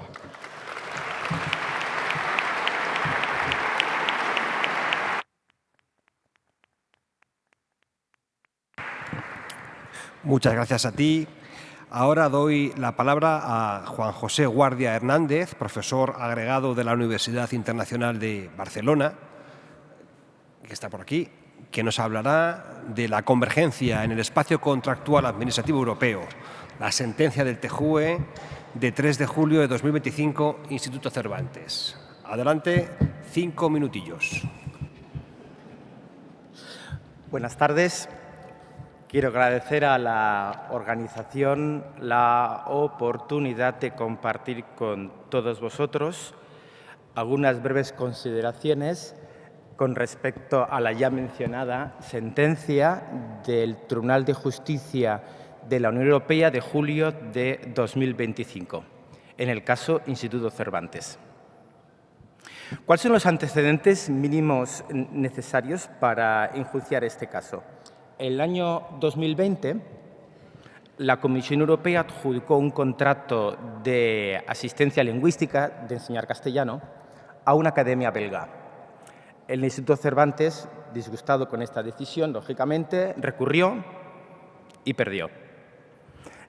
¿Por qué me interesa ahora y por qué quiero compartir con vosotros qué dijo esa sentencia? Porque la sentencia, en el núcleo, lo que hace, y lo que me interesa para el objeto de este congreso, es interpretar principios generales del derecho comunes al derecho comunitario y al derecho administrativo español, contribuyendo de alguna manera, y quizás no de modo novedoso, porque no es la primera vez ni será la última que lo haga, contribuyendo de alguna manera a la construcción del llamado espacio administrativo europeo. Dos son los principios, son más, pero voy a mencionar solo dos, que interpreta esa sentencia y que, al menos en uno de ellos, yo creo que no tardaremos mucho en ver en nuestros tribunales. El primer principio es el principio de confianza legítima. ¿Qué ocurrió? El Instituto Cervantes invoca, ya se ve que con poco éxito, pero invoca nada más y nada menos que se viola el principio de confianza legítima. ¿Y por qué hace esta afirmación nada gratuita? Lo hace porque en las bases del concurso se exige que la documentación que ha de aportarse sea aportada en la plataforma telemática de la Comisión. El Instituto Cervantes lo que hace es se toma la libertad de algunos de esos documentos presentarlos de otra manera, mediante hipervínculos en otros documentos que presenta. ¿Qué creen ustedes que hace el Tribunal de Justicia de la Unión Europea ante este hecho? Pues no valora esos documentos y, por tanto, la puntuación del Instituto Cervantes es menor y, por tanto, el concurso, la adjudicación, se le lleva a la Academia Belga. Bien, como he dicho, el Instituto Cervantes recurre y pierde.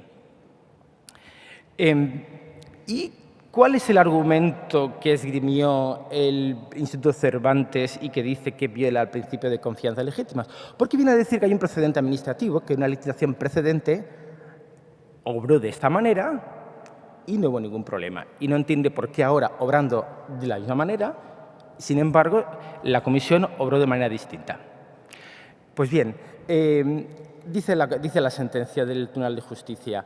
En este caso, reinterpreta el principio de confianza legítima diciendo: la confianza legítima solo protege a quien ha recibido de la Administración Pública información precisa y incondicionada. Y, en segundo lugar, la confianza legítima puede invocarse frente a medidas imprevisibles para un operador prudente y diligente. Vamos, viene a decir que el Instituto Cervantes no es un operador prudente y diligente. Bien, esta es la interpretación de este principio común. Y el segundo es el de imparcialidad. El Instituto Cervantes invoca que no se ha respetado la imparcialidad del procedimiento de la contratación y sostiene una interpretación atrevida, quizás, según la cual la Comisión debió valorar, en primer lugar, la parte técnica más cualitativa y, en segundo lugar, y de modo independiente, la parte más automática, vamos, el precio. Y como no lo realizó así, el mismo órgano valoró los dos aspectos simultáneamente, viene a decir la Abogacía del Estado que se corre el riesgo de sobrevalorar la parte técnica. Bueno, muchos de ustedes seguro que cuando han escuchado esta argumentación les evocará nuestra Ley de Contratos del Sector Público, el artículo 146.2a, donde de alguna manera se recoge una especie de procedimiento bifásico para algunos tipos de adjudicación de contratos. Bien, seguro que adivinan que el Tribunal de Justicia no le convenció esta argumentación, lo rechazó, argumentó que no tiene base en ninguna norma comunitaria. Más allá de lo que dijese el tribunal, yo me planteaba qué hubiese pasado si el tribunal hubiese obrado de una manera distinta. Es decir, si hubiese asumido la tesis de la Abogacía del Estado sobre que una supuesta derivación del principio de objetividad e imparcialidad, según la cual es necesario, o forma parte del derecho comunitario, una especie de procedimiento bifásico. Pues lo que hubiera ocurrido es que hemos hablado de espacio administrativo europeo, sería bidireccional. No solo que la jurisprudencia o el derecho comunitario nos modifica, sino que la legislación nacional, en la medida que de esta manera puede influir en la jurisprudencia del Tribunal de Justicia de la Unión Europea. Bueno, 5 minutos, 25 segundos. Para acabar, decir que por más que la interpretación de principios jurídicos comunes no sea una novedad, como muy bien ha expresado la profesora Lucía antes, como una manera de europeización, el caso que comparto con ustedes sería un caso más de este proceso. Muchas gracias.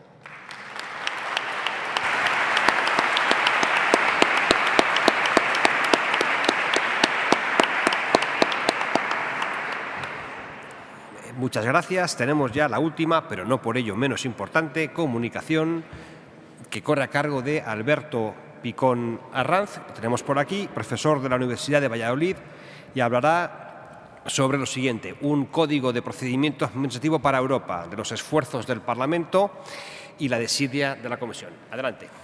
Buenos días. En primer lugar, agradecer al Comité Científico que me permite defender públicamente esta comunicación y al Comité Organizador por hacer posible un evento académico de este nivel y tan multitudinario. Como se ha puesto de manifiesto en las ponencias que acabamos de escuchar, la necesidad y la importancia del procedimiento administrativo en Europa cada vez es más creciente. Sus principales razones son el aumento de competencias de la Unión, así como los modelos de ejecución directa del procedimiento y el aumento de los procedimientos denominados compuestos. Paradójicamente, a pesar de ello, no existe en la Unión Europea un código de procedimiento y el sistema de normas procedimentales, según ha dicho la defensora del pueblo en un discurso al Parlamento en 2023, es un sistema complejo, fragmentado y parcialmente superpuesto que supone una elevada carga cognitiva y administrativa para ciudadanos y empresas europeas. Este parecer lo ratifica la ciudadanía en una encuesta de 2008 que hace el Parlamento. Es verdad que en el acervo comunitario no existe una norma que obligue a codificar una norma de procedimiento general. Sin embargo, sí que hay dos preceptos en el derecho originario que invitan o que favorecen esa idea. El ya tratado artículo 41 de la Carta, que consagra la buena administración, y el artículo 298 del Tratado de Funcionamiento, que apuesta por una administración europea abierta, eficaz e independiente, y además habilita en esa línea a Parlamento y Consejo para establecer reglamentos precisamente al efecto. No nos son desconocidos los intentos de haber llevado a cabo esta codificación. Desde el plano de vista académico destaca en 2015 el Código Renual, que dirige, entre otros, el profesor Mir, y desde el punto de vista institucional se cuentan hasta 3 apelaciones del Parlamento a la Comisión para que inicie la tramitación legislativa. El primero en 2013, el segundo en 2016, más intenso porque incluso incorpora un modelo, un proyecto de reglamento de procedimiento, y el último en 2023, aprovechando la exigencia de medidas para la digitalización de la Administración europea. Todos estos intentos han sido desechados por la Comisión con argumentos, a mi juicio, muy débiles. El primero dice que una codificación aportaría mayor confusión normativa y que la Comisión además afronta materias muy diversas y especializadas. Entiendo que como cualquier administración de cualquier Estado miembro. En segundo lugar, dice que una codificación eliminaría la flexibilidad exigible a la Administración para atender a las necesidades concretas. Y, en tercer lugar, lo más llamativo, cito textualmente, dice la Comisión en su contestación motivada al Parlamento: debemos seguir abordando los problemas concretos a medida que surjan y adoptar las medidas necesarias. Poca seguridad jurídica se puede presumir a la Comisión después de esta declaración de intenciones. Lo único que ha hecho la Comisión es autorregularse a través de 2 decisiones, las últimas de 2024, una donde aprueba un reglamento de funcionamiento interno y la otra un código de buena conducta administrativa. Considero, y voy terminando, reprobable esta actitud de la Comisión por 3 motivos. La primera, porque no es conforme al principio de cooperación leal entre instituciones que consagra el artículo 13.2. Son ya más de 13 o 14 años de bloqueo desde que el Parlamento le solicita que inicie el procedimiento. En segundo lugar, porque establecer unas bases y principios mínimos o estándares mínimos de procedimiento administrativo europeo a través de una norma general no eliminaría la flexibilidad, ni daría mayor confusión, sino que dotaría de mayor seguridad jurídica y garantizaría el mayor grado los derechos de los administrados en su relación con la Administración europea. De hecho, se trata de una norma general de estándares mínimos, insisto, sin perjuicio de que haya normas procedimentales sectoriales que respeten esos mínimos, ¿no? Y, por último, tampoco la opción de autorregularse que está tomando la Comisión tampoco parece la mejor solución cuando lo que se trata de conseguir con una norma codificadora de procedimiento es favorecer el control y la predictibilidad de las decisiones de la Administración europea. En conclusión, no soy demasiado optimista con que este Código de Procedimiento se lleve a término a corto plazo, pero entiendo que, como ha ocurrido en los distintos Estados miembros, como nos ha explicado la profesora Alarcón, en España la tradición codificadora es más tradicional, no más alejada, pero en los Estados miembros parece que ha sido relativamente moderno. Entiendo que será una cuestión que caerá por su peso y acabará siendo una realidad. Muchas gracias.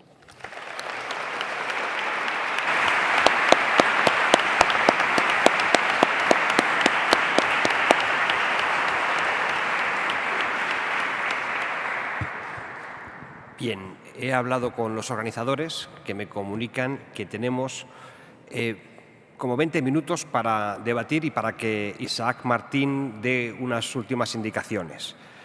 Por tanto, no nos podemos alargar más allá de las 2:40. Esa es la cosa. Entonces, vamos sin más dilación con las preguntas. Si os parece, lo que haremos será, como habitualmente, recoger varias y luego ya dar la palabra a los ponentes. Adelante. Por favor, sí, preséntense indicando, universidad de procedencia. Adelante. Ahora, sí, muy buenos días a todos. Jesús Jordano, de la Universidad de Sevilla. Bueno, yo lo primero que quiero es evocar a Juan Manuel Alegre, que si estuviera hoy aquí estaría interviniendo. Y quiero pedir algo más. Quiero pedir algo más. Porque tenemos la obligación de mandarle un mensaje como asociación a Juan Manuel Alegre diciéndole que estamos con él y que no lo hemos olvidado. Que creo que es muy necesario.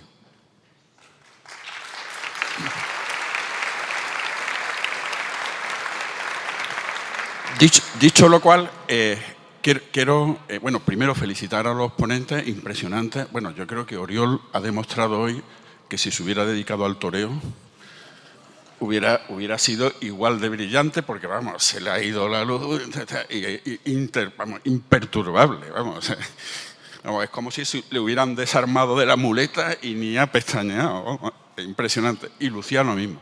Bueno, yo quiero decir, en relación con el procedimiento y la influencia del derecho administrativo europeo sobre nuestro derecho administrativo, yo quiero decir primero una cosa que si no lo digo reviento, y quiero preguntar también la opinión de los tres de la mesa.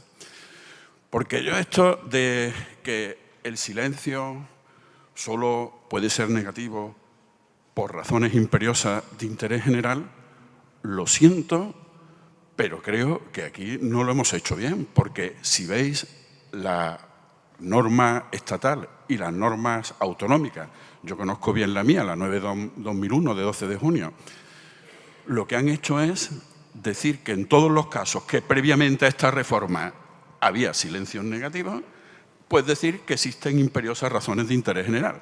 Vamos, yo traducido los mismos perros con distintos collares. Lo que quiero preguntar es, porque yo hasta donde llega mi conocimiento, en derecho de la Unión Europea, aquí tenemos serios problemas con la motivación, pero en derecho de la Unión Europea, en lo que se refiere a la motivación del Estado legislador, para nada. Entonces digo yo, una afirmación asertiva del legislador cumple el estándar de motivación del Estado legislador en derecho de la Unión Europea. Segunda cosa que quiero decir. Miren ustedes, se ha aludido a lo de el plazo razonable. Como todos conocemos, la sentencia Koenig establece un estándar que es el que hoy se sigue, ¿no? Que hay que ver los tiempos normales de resolución, la complejidad jurídica del asunto y bueno. Pero miren ustedes, yo creo que tenemos en nuestro derecho, se nos han colado verdaderos supuestos, vamos, que yo creo que ni en el antiguo régimen. El plazo máximo para resolver en los procedimientos. En Andalucía todavía hay plazos de 18 y de 24 meses en esta ley que he citado, porque por ley se puede establecer un plazo superior a 6 meses. Pero es que, queridos amigos, por el artículo 23 de la Ley 39/2015 se puede ampliar por el plazo inicial. Es decir, que nos podemos ir a 48 meses. Lo voy a decir en inglés pero a mí esto me parece una golden shower sobre los ciudadanos. Que un plazo pueda durar 48 meses, a mí me parece una desvergüenza. Y luego, yo creo que Lucía lo ha dicho muy bien y estoy de acuerdo con su conclusión final. El derecho europeo, a veces, a ver, y yo no, que quede claro que vomito sobre los extremos políticos, que nadie piense que yo soy de Vox porque vomito sobre los extremos políticos de izquierda y de derecha. Sé que me acabo de hacer muchos amigos en este momento, pero yo digo lo que pienso. Porque si no decimos lo que pensamos a estas edades, pues ¿cuándo lo vamos a decir? Bueno, entonces yo creo que Lucía tiene toda la razón. Y le voy a poner un ejemplo. Resulta que el 28 de febrero de 1991, Comisión contra Italia, con la ley Merli, el Tribunal de Justicia dice que no puede haber silencios positivos en materia de la directiva de aguas. Y la razón es por el principio de primacía del derecho de la Unión Europea. Luego, una sentencia posterior, creo que esta es de 24 de junio de 2001, es Comisión contra Bélgica, se dice que en materia de evaluación de impacto ambiental tampoco puede haber silencios positivos, porque si no se ha establecido un procedimiento preventivo por la Unión Europea que por virtud del silencio quedaría sin efecto. Y ahora llegan los abogados del Estado, que a mí me gustaría conocerlos, que hicieron la Ley 39/2015 y dicen que si se daña el medio ambiente es un supuesto de silencio negativo. A mí me parece un disparate. A mí me parece un disparate. De hecho, yo no sé si conocéis, hay dos sentencias, la 70/2018, creo que es por una ley de la Asamblea de Murcia, de la Asamblea Legislativa de Murcia, y otra que es la ley valenciana, esa es la 76/2022, en las cuales el Tribunal Constitucional ha dicho que estas leyes establecían silencios negativos en determinados procedimientos de prevención ambiental y el Tribunal ha dicho que son contrarias a la legislación básica del Estado. A mí me parece un disparate que no pueda haber silencio negativo en una peluquería.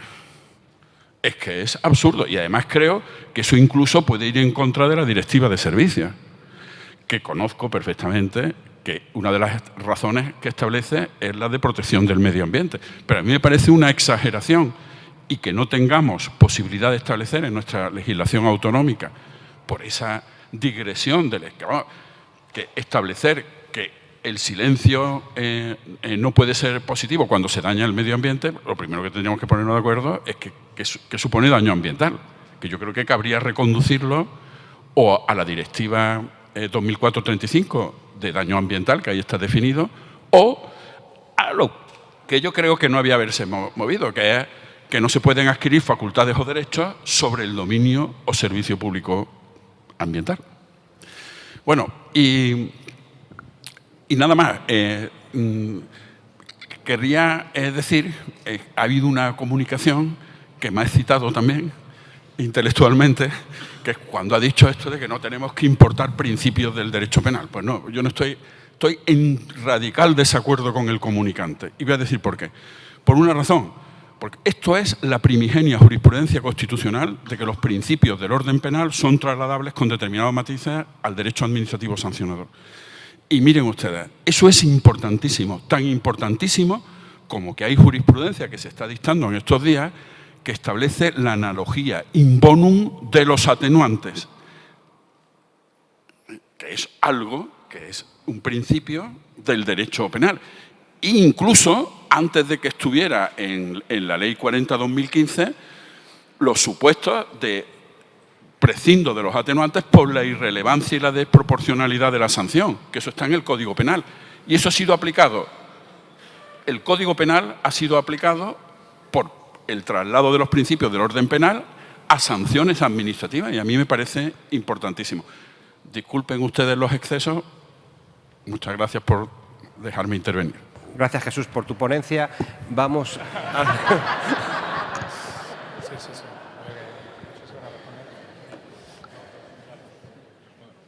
Sí, adelante. Sí, hola, buenos días. Carlos Coello, soy austrohúngaro porque vengo por la Universidad Rovira Virgili, pero soy de la Universidad de La Rioja de facto. Bueno, me dedico a otras cosas que es a perpetrar sentencias habitualmente. Y entonces, en relación con uno de los principios generales del derecho, yo creo que no hemos parado en cuenta que, recordando, es una nueva fórmula mágica de la ciencia jurídica, recordando a Vircholte y a los clásicos, y que está modificando la sustancia del derecho de base legal española.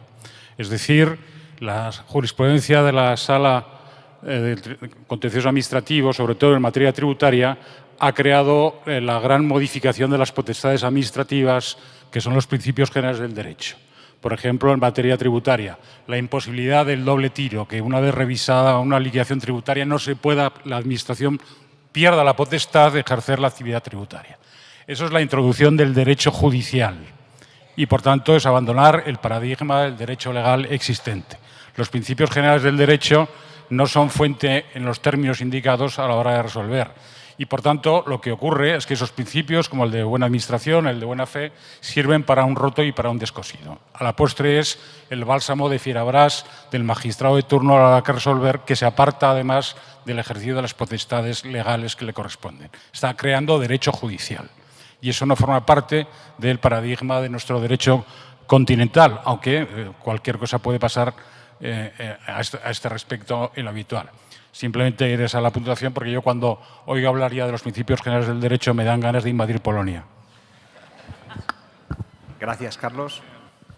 Sí, buenos días. Vicente Aguado, de la Universidad de Barcelona. Y bueno, felicitar a los organizadores, a la comisión y obviamente pues, a los ponentes por las magníficas intervenciones.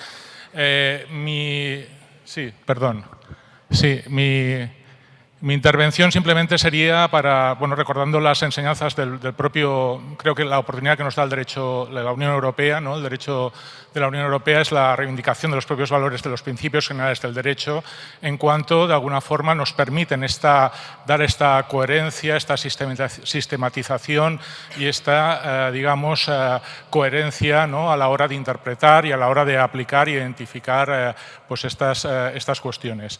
Y por tanto, la idea que yo creo que ha defendido pues, muy brillantemente el profesor Ignacio Enrique de intentar reconstruir desde el tema, digamos, de la aplicación de los principios del procedimiento administrativo sancionador, de las garantías, a través precisamente de ideas como la buena administración, que permiten de alguna forma pues, hacer una construcción propiamente desde el derecho administrativo y evitar la dependencia extrema que ha sido desde el punto de vista del derecho penal. Que el derecho penal obviamente ha realizado, ¿sí?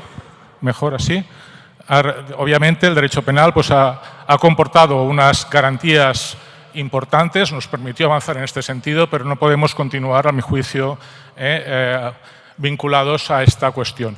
Y respecto al tema del silencio administrativo, silencio negativo, positivo, yo creo que efectivamente pues estaría en la línea de lo que planteaba el profesor Jordana, ¿no? Que de alguna manera pues, señalar el hecho, ¿no? Que el silencio positivo pues, no deja de ser una patología, digamos, una ilegalidad administrativa, y si no lo concebimos de esta forma, pues devienen estas cuestiones digamos, la necesidad, digamos, de establecer para preservar, ¿no? los intereses generales por la idea, ¿no? del silencio negativo y que realmente pues, acudir a cuestiones efectivamente desde el punto de vista de la proporcionalidad, ¿no? Y también reivindicar esta idea de los principios generales. Nada más, muchas gracias y felicitar de nuevo a los congresistas y a los organizadores y los ponentes.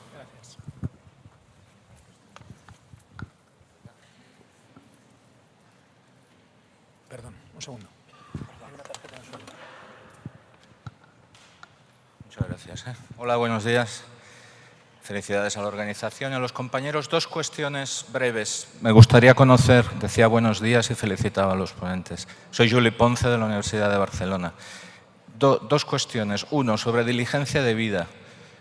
Me gustaría saber la opinión de los compañeros sobre si los tribunales han acertado al concretar el estándar de diligencia debida, si han aportado algo o no, porque este es el elemento, yo creo, crucial que colegas como Hoffman a nivel europeo aporta la buena administración. Si vosotros creéis que ha habido ese acierto por la jurisprudencia o hay camino por recorrer o debería normativamente especificarse. Dos, el Tribunal Supremo ha dicho repetidamente que existe un principio constitucional implícito de buena administración.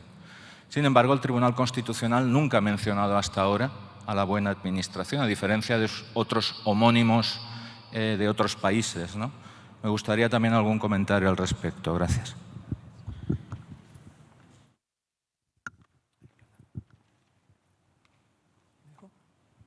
Bien, yo creo que con esta acabamos la recolecta y ya damos la palabra a los ponentes. Adelante. Buenos días, muchas gracias. Eduardo Gamero, Universidad Pablo de Olavide. Muchísimas gracias a los colegas de la Universidad de Castilla-La Mancha por la oportunidad de revivir aquellos emocionantes momentos de hace 20 años que yo me sigo conmocionando como aquel día. Y muchísimas gracias a los ponentes por el esfuerzo y por el moderador de las brillantísimas intervenciones que han tenido lugar. Yo quisiera decir muy rápidamente 3 cositas, ¿no? En primer lugar, en relación con la ponencia del profesor Mir, querido Oriol, hay una cuestión que me parece a mí que es una especie como de premisa de la dificultad de articular el Código Europeo de Procedimiento Administrativo, y es el hecho de que también pasa en el derecho español. Tenemos establecido nosotros cómo se inician los procedimientos administrativos, pero no cuándo. Por tanto, el determinar cuándo hay que tramitar un procedimiento administrativo es determinante también del contenido que se le deba dar al procedimiento en cuanto a sus garantías. Ya digo que nosotros en el derecho español, esto aunque no esté en el derecho positivo explicitado, sin embargo sí lo tenemos bastante asumido y bastante maduro. Pero me da a mí la sensación que en el derecho europeo no es así. Y lo que tiene en la cabeza, por ejemplo, un irlandés, o lo que tiene un polaco, o lo que tiene un húngaro, por decir algunos ejemplos, ¿no?, respecto a lo que tenemos nosotros en la cabeza de lo que es un procedimiento administrativo, no es lo mismo. Entonces, mi pregunta es si esa omisión en el ámbito sustantivo del procedimiento puede suponer una dificultad añadida a la hora de establecer ese código, que yo no solo comparto, sino que he participado, como sabes perfectamente, Oriol, en la elaboración de la propuesta de renewal. En segundo lugar, en relación con el principio de buena administración, yo pensé cuando Juli Ponce ha tomado la palabra iba a aludir a esto. Quería insistir en la transfiguración que ha tenido lugar en ese principio desde su proclamación como derecho propiamente dicho y la jurisprudencia del Tribunal Supremo, no solo en la última década a la que aludía la profesora Alarcón, sino sobre todo en los 5 últimos años, ¿no? Y coincido en esto con la intervención del magistrado Carlos Coello. Ha supuesto no una europeización del procedimiento administrativo interno, sino un avance del procedimiento administrativo interno. Nuestro derecho positivo era mucho más avanzado que los derechos europeos y que el propio derecho de la Unión.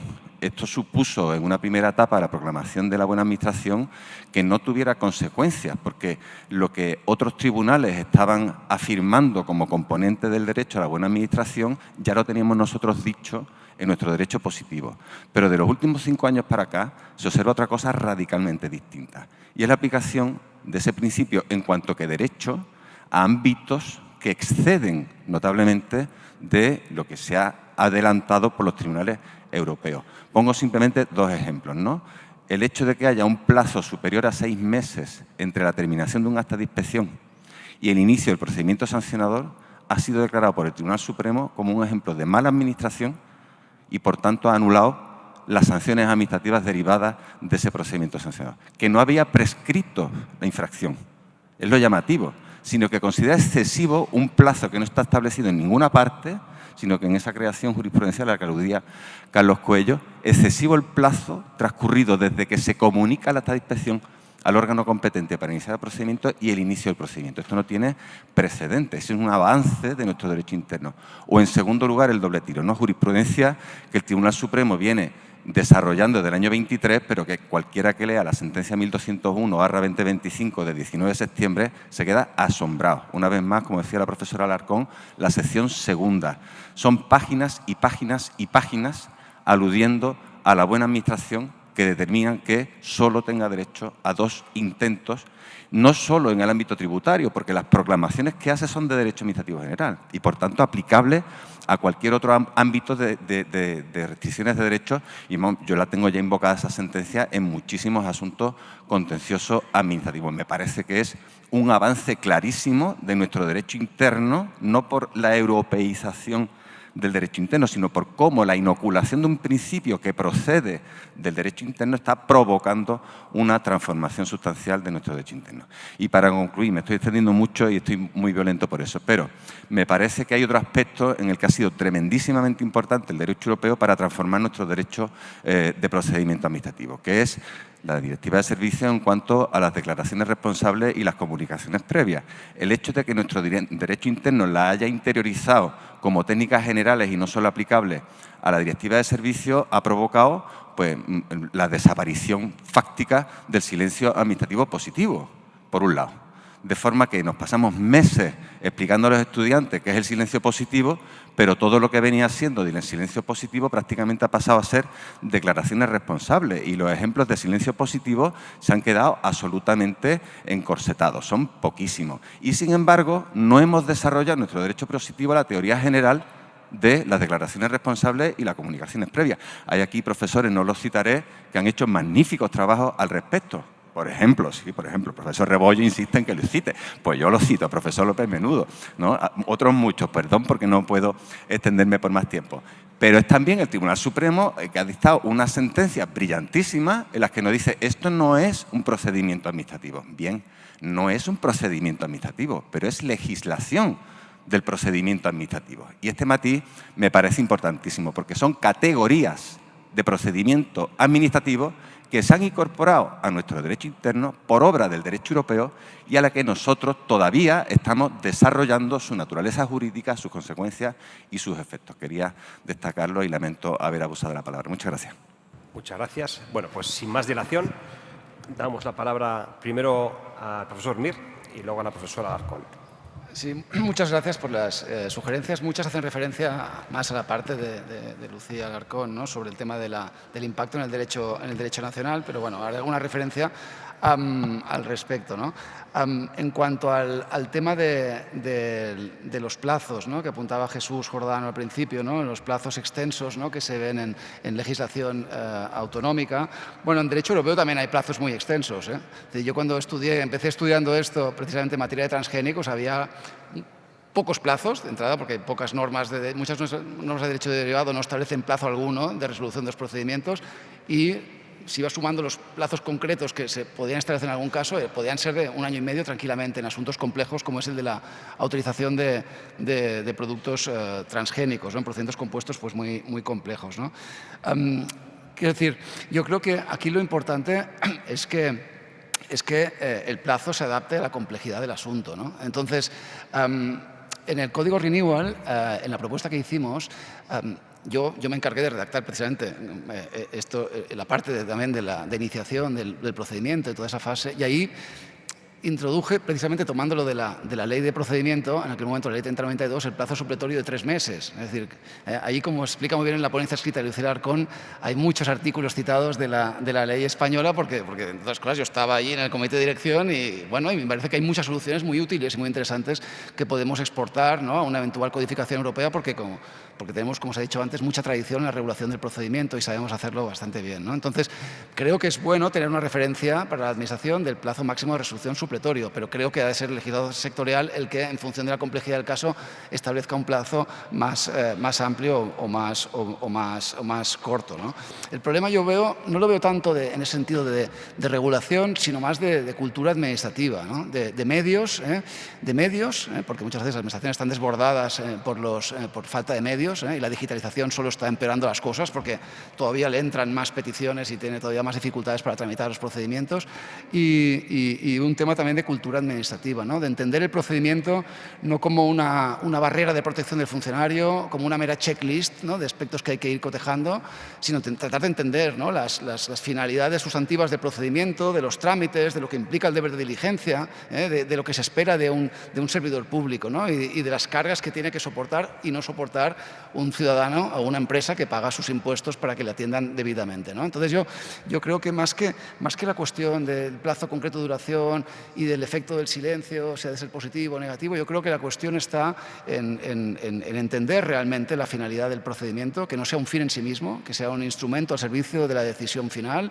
y eso es un tema que, bueno, que creo que se deduce de la jurisprudencia del Tribunal de Justicia de la Unión Europea, ¿no? Y creo que es un elemento que ahí tenemos que hacer pedagogía, incluso en las clases, al examinar en las oposiciones a los futuros funcionarios y jueces. Es decir, creo que hay que tratar de ir a un modelo, ¿no?, de empleado público jurídico, sea juez o funcionario, que no haya empollado una normativa, sino que haya entendido realmente la finalidad de las normas y a qué fines sirven, ¿no? Y eso, digamos, es un aspecto que se pone en peligro cuando formalizamos mucho la actuación, ¿no? Es decir, cuando estableces unos criterios finalistas, te obligan a entender, digamos, el trámite en cuestión, ¿no? Entonces, yo creo que eso es un elemento a tener en cuenta. Por tanto, yo diría, creo que está bien que la Administración tenga unos plazos de referencia, plazo supletorio, creo que está bien, no que quede todo abierto indefinidamente.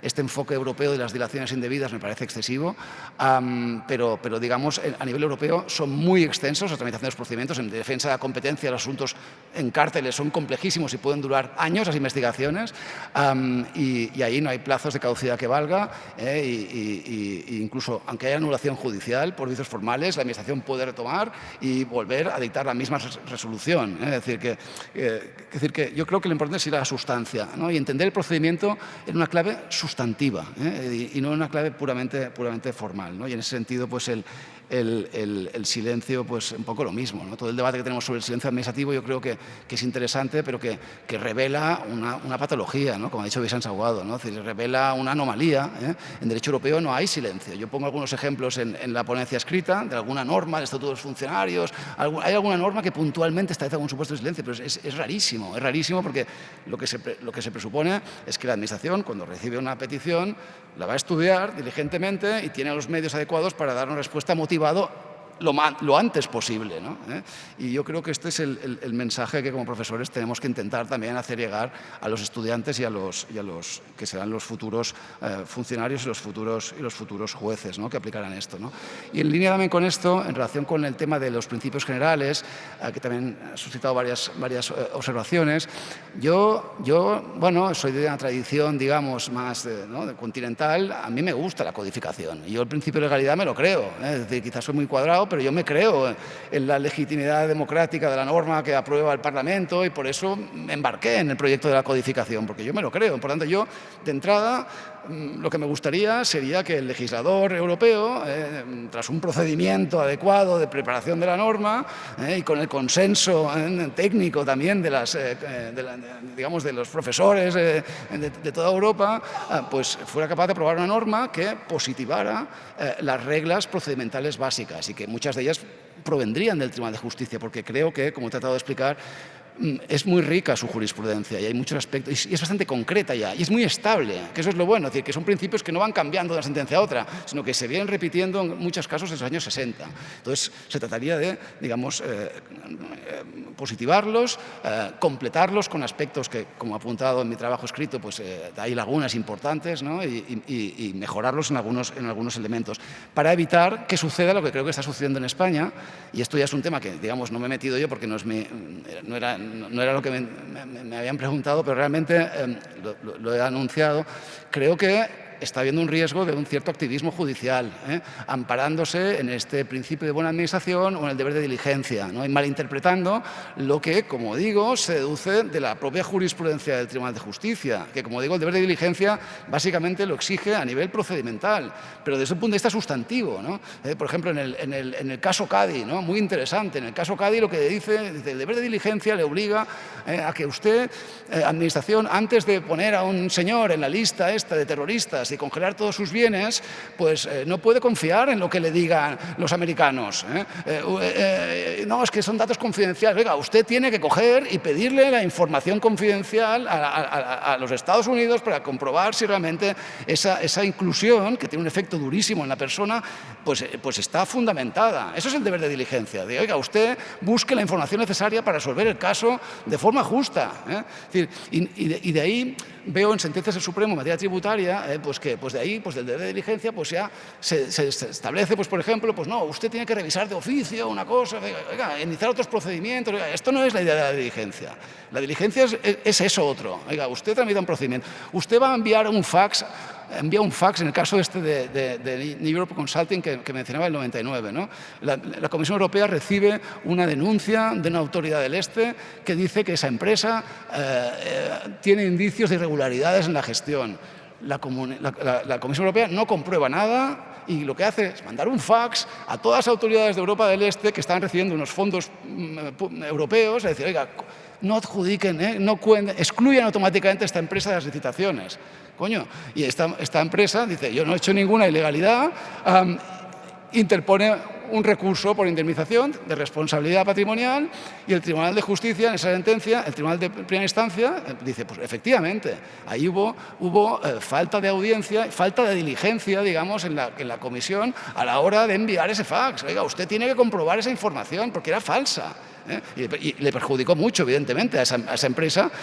Y era un fax que no era un acto administrativo, no era un acto dirigido a la empresa a producir un daño. Se enteró después cuando vio que no podía participar en ningún procedimiento, ¿no? Dijo, no, es que hubo un fax que en su momento mandó.